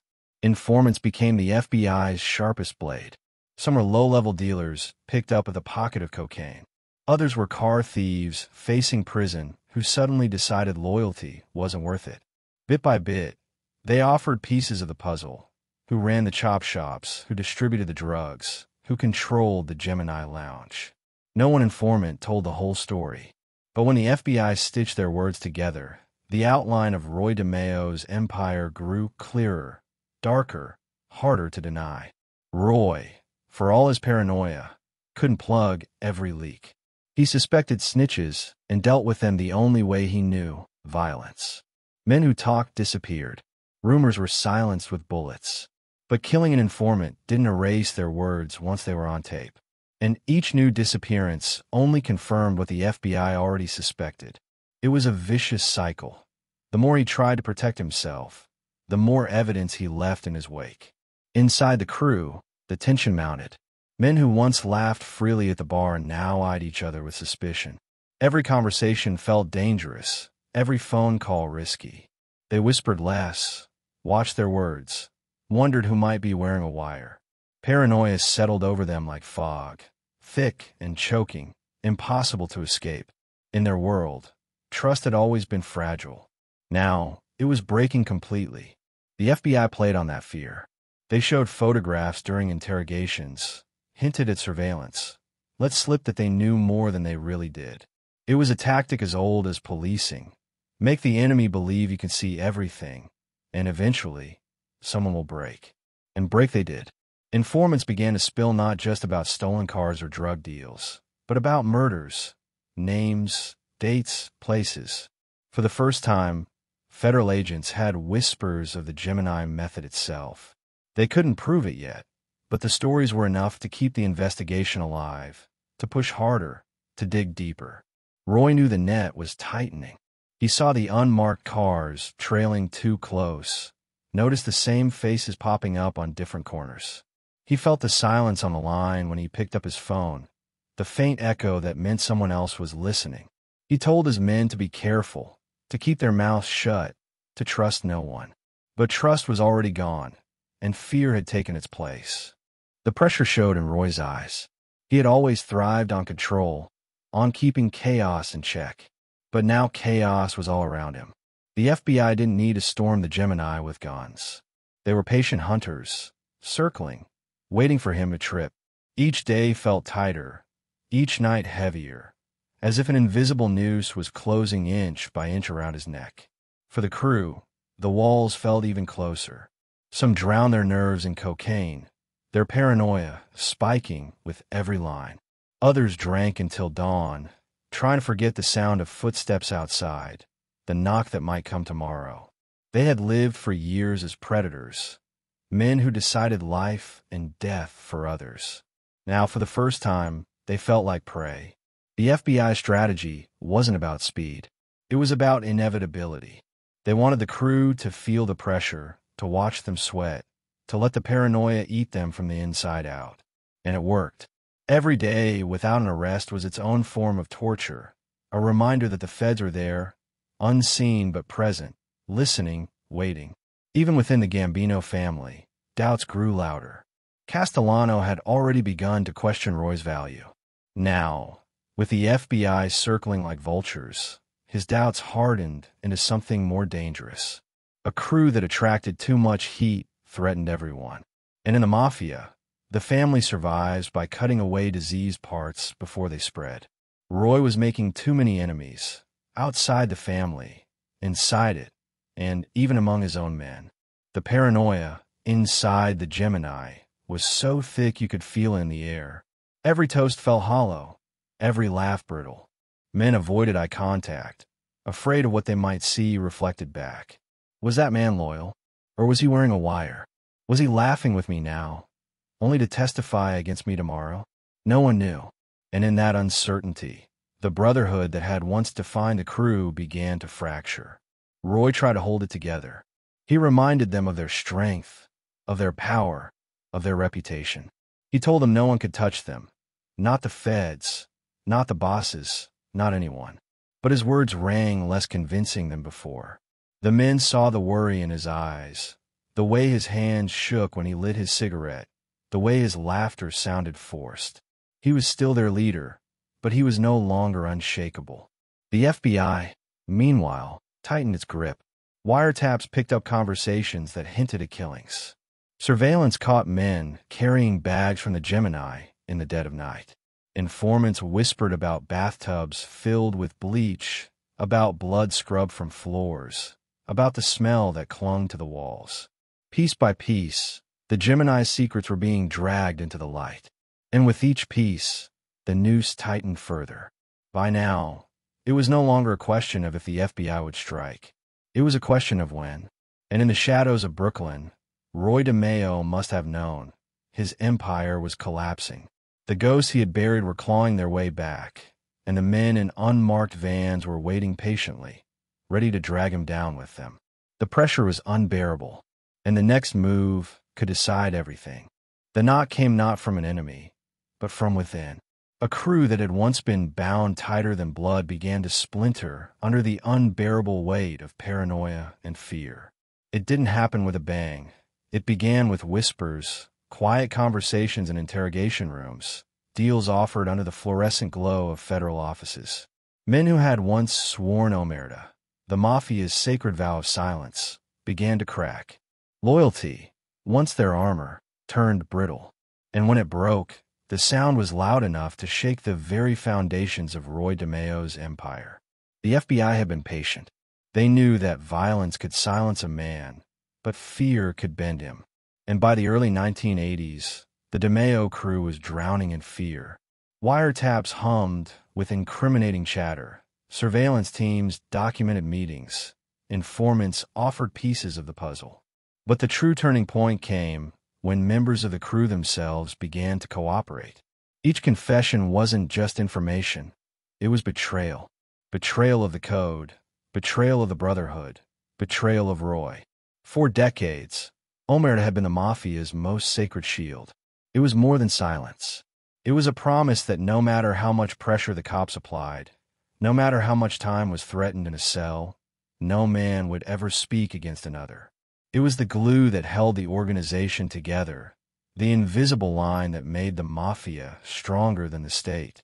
But even the strongest glue weakens under heat, and the FBI had turned up the temperature. Some of the first cracks came from the fringes. Lower-level associates, terrified of prison or revenge from rivals, began to talk.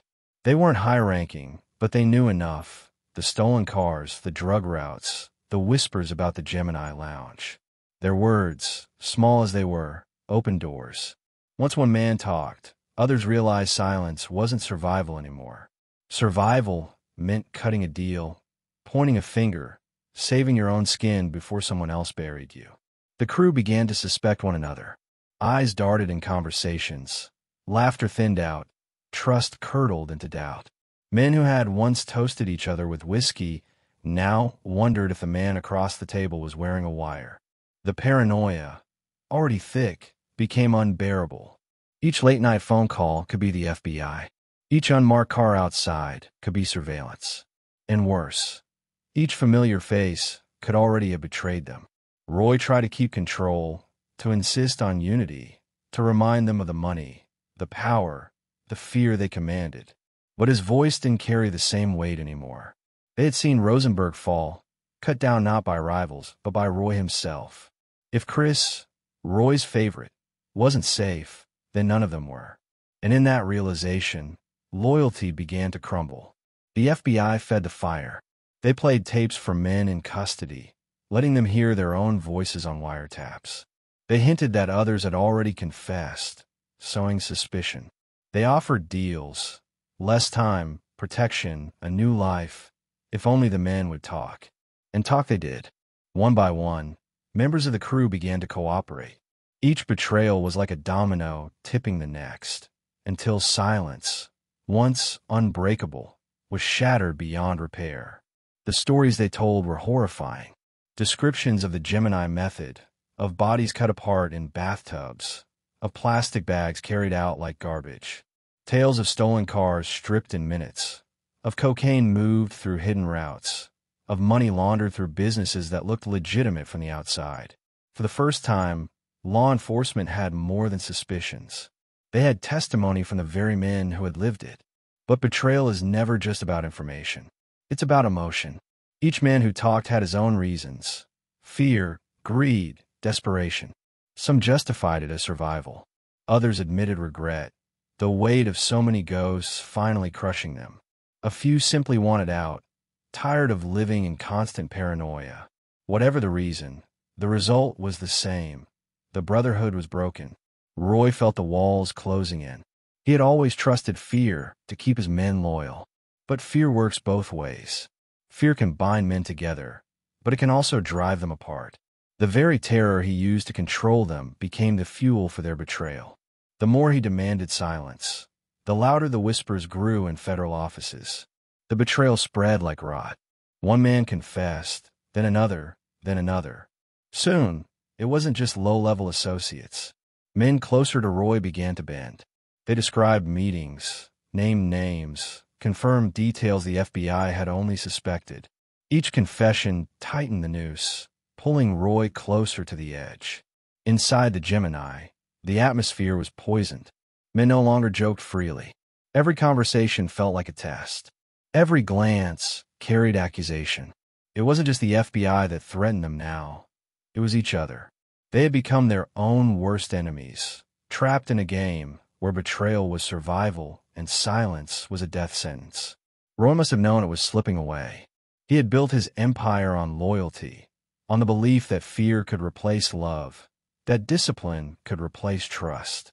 But when the weight grew too heavy, fear fractured instead of binding. He could kill an informant, but he couldn't kill the truth once it was spoken. And with each betrayal, the truth spread further, beyond his reach. The FBI's case grew stronger by the day. What had once been whispers became testimony. What had once been suspicion became evidence. The walls were no longer closing in. They were already pressing against him. And in the silence of those final nights of the Gemini, Roy must have wondered, who would be the next to betray him? The answer didn't matter, because by then, betrayal was no longer the exception. It was the rule. And in Cosa Nostra, once omerta breaks, there's no putting it back together. The room was quiet except for the soft tick of a clock on the wall. Paul Castellano sat at the head of the table, his heavy hands folded in front of him, his expression unreadable. Around him, trusted capos waited, some leaning back in their chairs, others shifting uneasily as if they already knew where this meeting was headed. The subject was Roy DeMeo. His name had been whispered in too many headlines, linked to too many missing persons, tied to too much violence that now spilled past the underworld and into the public eye. For years, his brutality had made money for the Gambino family. But now, his brutality was a liability. And Castellano had reached his decision. Roy had always believed that money could shield him. He fed the family envelopes stuffed with cash, millions from loan sharking, auto theft, and cocaine.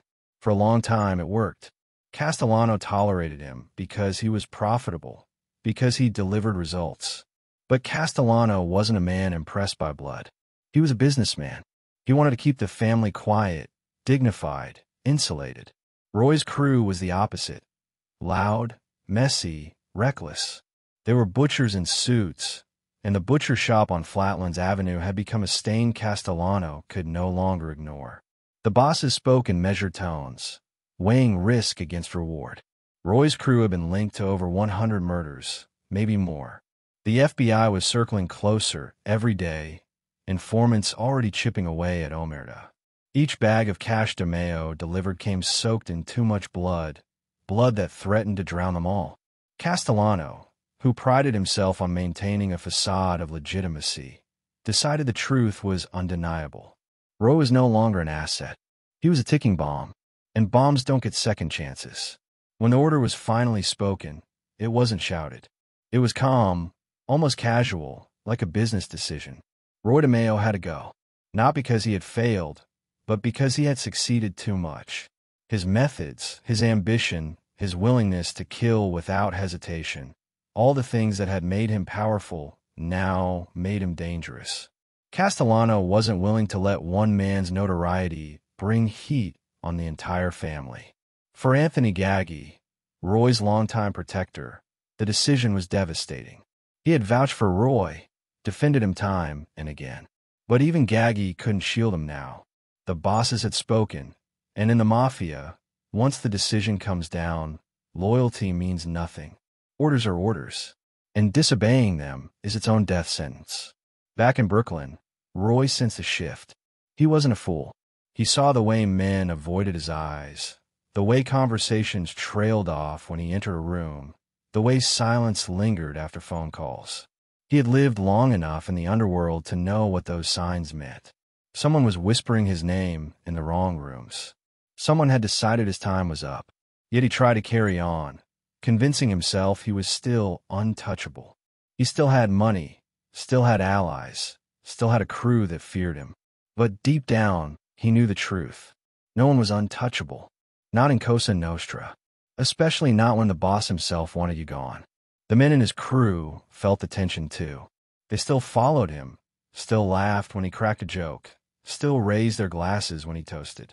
But their laughter was thin, their toast hollow. They knew the whispers too, and they knew what it meant to be standing next to a man marked for death. Loyalty could get you killed. Distance could save your life. Slowly, silently, they began to choose distance. Roy was haunted by what had happened to Rosenberg. He had killed his own protege, because the family demanded it. Now he was on the other side of that decision, staring down the same cold logic. He understood better than anyone how quickly love, loyalty, and history could be erased by a single nod from the top. He had given that nod before. Now he was waiting for it to fall on him. The paranoia grew unbearable. Every meeting could be a setup. Every invitation could be a trap. He looked at his own men and wondered which of them might be the one to pull the trigger. He thought about Gaggy, once his closest ally, and wondered if even he had turned. In the Mafia, betrayal is never a question of if. It's a question of when. Castellano's decision wasn't about anger. It wasn't even about punishment. It was about survival.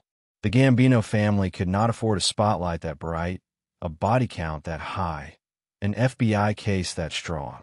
Roy had built his power on fear and efficiency, but the very machine he created had become too big, too loud, too reckless. To save the family, he had to die. The order traveled quietly down the chain. Trusted men were chosen. The details were not shared widely, only with those who needed to know. Secrecy was everything. Roy DeMeo had survived as long as he had because he could smell betrayal before it reached him. This time, the betrayal would be hidden in plain sight, carried out by men he trusted most. In the end, it was almost poetic. Roy had lived by the sword, and now he would die by it. The man who had built his empire on betrayal, fear, and death would meet his fate in the same shadows he had once controlled. But when would it happen? Where? Who would be the one to pull the trigger? Those questions haunted Roy in his final days, gnawing at him like rats in the walls. The decision had been made, and for Roy DeMeo, the countdown had already begun. The Cadillac sat on a quiet Brooklyn street, its paint dulled by January frost.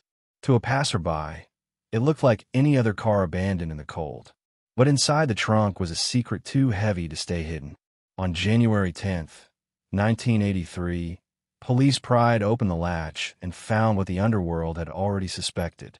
Roy DeMeo, the butcher of the Gemini, the man who had made others disappear for years, was now a corpse himself. His body was folded in the darkness of his own car, riddled with bullet wounds. His reign ended not by rivals or police, but by the very family he had served. The discovery sent ripples through New York. For years, Roy's name had hovered like smoke, whispered in connection to missing men, stolen cars, drug shipments, bodies that never turned up. He had been feared, untouchable, a phantom whose methods left no trace. And yet, in the end, his death was all too visible. The man who had reduced others to trash bags in the night was now nothing more than another statistic, another body found in Brooklyn. The final days of his life were marked by dread. Roy knew the order had been given. Castellano's decision had hung over him like a death sentence, waiting to be carried out. He felt it in the way men avoided his eyes, in the way meetings grew colder, in the silence that filled the spaces where laughter once had been. He was a man marked, and in the Mafia, there is no appeal. But even knowing, he kept moving. He showed up at the Gemini, still poured drinks, still barked orders. It was almost defiance, an attempt to pretend he was still in control. Yet each step he took felt heavier, each glance over his shoulder sharper. He had built his life on suspicion, but now suspicion consumed him. He didn't know when it would come, or who would do it. He only knew that it was coming. The betrayal, when it arrived, was quiet. He was lured into a meeting, surrounded by men he had once called brothers. There was no warning, no argument, no speech. Just gunfire. Bullets tore through the man who had fired so many himself, the man who had demanded loyalty through fear. In those final moments, the lesson was clear. Loyalty in the Mafia has limits, and when usefulness ends, so does life. His killers moved quickly, bundling his body into the trunk of his Cadillac. It was a bitter irony. Roy had spent years turning other people's cars into tombs, sending bodies out into the night, never to be found whole again. Now his own Cadillac had become his coffin, a steel box carrying not just his corpse but the end of an era. For the crew, the death of their leader was both a relief and a terror. On one hand, the shadow of Roy's paranoia was gone.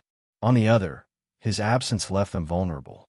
The FBI was closing in, Castellano's patience had ended, and without Roy's iron grip, they were exposed. Some of them would survive by turning informant.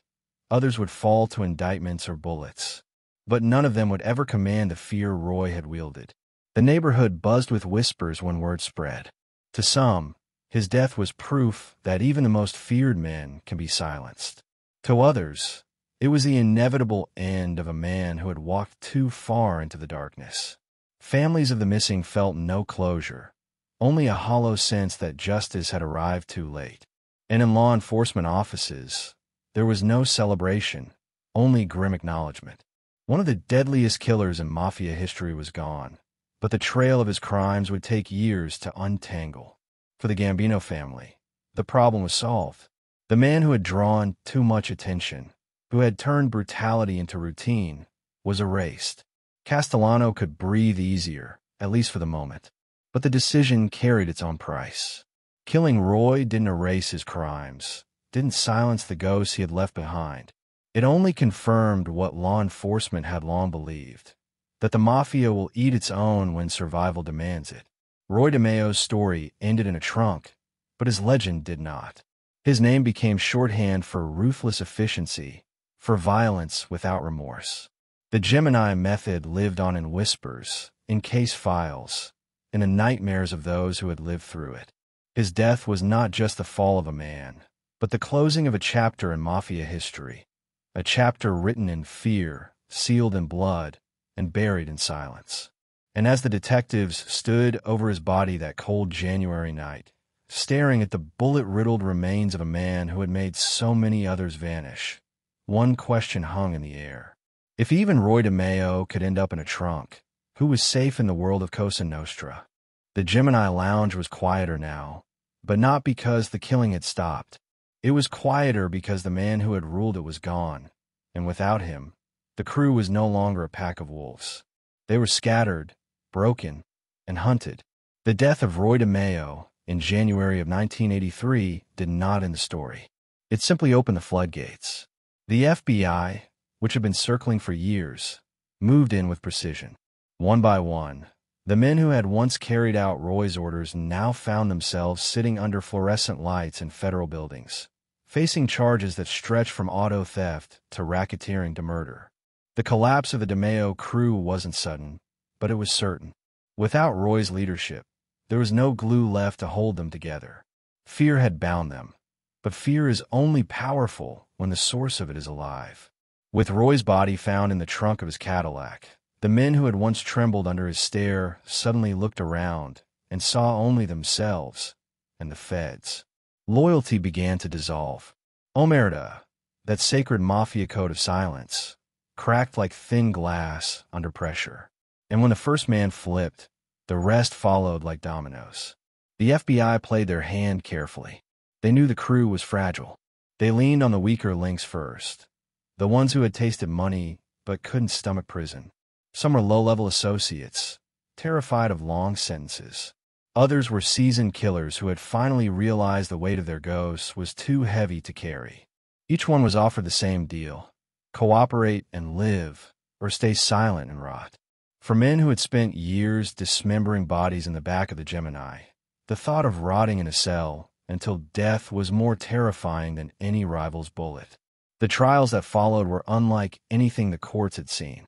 Jurors listened in shock as former crew members described the Gemini method in cold, clinical detail. The lured victim, the sudden gunshot, the knife to the heart, the dismemberment in the bathtub. It sounded like horror fiction, but it was fact. Men described cleaning blood off walls, bagging body parts, hauling them out into the night as if they were trash. The courtroom air grew heavy as the gruesome reality spilled out. The Gemini Lounge was no longer a neighborhood bar. It was a slaughterhouse exposed in the light of day. Names that once meant fear on the streets now meant testimony on the stand. Men pointed fingers at each other, at their bosses, at themselves. The code was broken beyond repair. For the first time, the DeMeo crew's darkest secrets weren't whispers. They were evidence. And each word spoken in court tightened the chains around the men who had once walked untouchable through Brooklyn. Life sentences began to stack up. Anthony Sinner and Joseph Testa, once Roy's most trusted killers, found themselves condemned to die behind bars. Other members met similar fates, locked away for decades. Some never made it to trial, choosing instead to cooperate fully with the FBI, trading loyalty for leniency. But no one walked away clean. Even those who struck deals would forever be marked by the blood on their hands. For law enforcement, it was vindication. After years of chasing shadows, they had finally cracked one of the most feared crews in mafia history. But even for them, the victory carried unease. The sheer scale of the murders was staggering. Dozens, perhaps hundreds. Many victims were never found, their families left with no closure. The courtroom victories could not erase the ghosts. They could only acknowledge them. For the Gambino family, the collapse was both a relief and a warning. A relief because the crew that had brought so much heat was finally dismantled. A warning because the brutality of the DeMeo years showed what happens when ambition and violence spiral out of control. Castellano had been right. Roy's violence had threatened the family itself. His removal had saved them in the short term. But the shadow of what he built lingered, a reminder that the wrong man with too much power could bring the spotlight of the world onto their hidden empire. For the surviving crew members, prison became its own kind of torture. Men who had once prowled Brooklyn streets with guns in their belts now spent their days in cinder-block cells, haunted by the memories of what they had done. Some bragged, trying to hold onto the image of power. Others withdrew into silence, eaten alive by the ghosts of victims whose faces never left them. Time moved slowly, each day another reminder of what loyalty had cost them. The collapse of the crew was not just the end of a criminal enterprise. It was the end of a mythology. For years, the DeMeo crew had been whispered about like legends, ruthless, efficient, unstoppable. They were the bogeymen of Brooklyn, the shadows parents used to frighten their children into coming home early. But legends only live as long as silence protects them. Once men began to talk, the legend turned into a cautionary tale. Even today, the story carries weight. Law enforcement still looks back on the DeMeo crew as one of the most violent factions in American mafia history. Historians write of them not as soldiers, but as butchers. Their names remain tied to the word slaughter, their crimes too numerous to ever be fully counted. The Gemini method is remembered as the darkest kind of innovation, efficiency applied to murder. And yet, for all the confessions, for all the trials, for all the sentences handed down, one question remains. How many victims were there, truly? Was it 100? 200? More? The bodies that were never found hold their silence still, buried in landfills, lost in the currents, erased from the earth. The full truth of the DeMeo crew's reign of terror may never be known. The collapse was total, but the echoes remain. Families never healed. Streets once haunted by fear still remember the whispers. And for those who survived it, the memories are as sharp as the day they happened. Because you can dismantle a crew, you can lock men away, you can write sentences in stone, but you cannot erase history. The DeMeo crew had lived by the blade, by the bullet, by the silence of Omerta. In the end, it was betrayal, law enforcement, and time that destroyed them. And yet, as the last of them were marched into prison cells, one truth lingered like smoke in the air. The blood they spilled would never stop staining Brooklyn. The trunk of a Cadillac on a Brooklyn street was not supposed to be the ending. For years, Roy DeMeo had orchestrated the disappearances of others, ensuring their stories ended in silence, their bodies vanished, their names erased. But on that cold January night in 1983, it was his body that lay folded in steel, riddled with bullets, left behind like a message. It was more than the death of a man. It was the birth of a legacy, one of blood, fear, and myth that would outlive him. To speak of Roy DeMeo today is to speak of numbers. 70, 100, 200. The estimates vary, the truth lost in the shadows of landfills, rivers, and bags carried into the night. But even the lowest number makes him one of the most prolific killers in organized crime history. For comparison, serial killers who dominate headlines rarely reach double digits.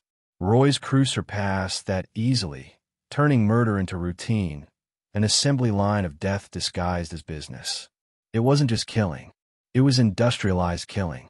The Gemini method became his signature.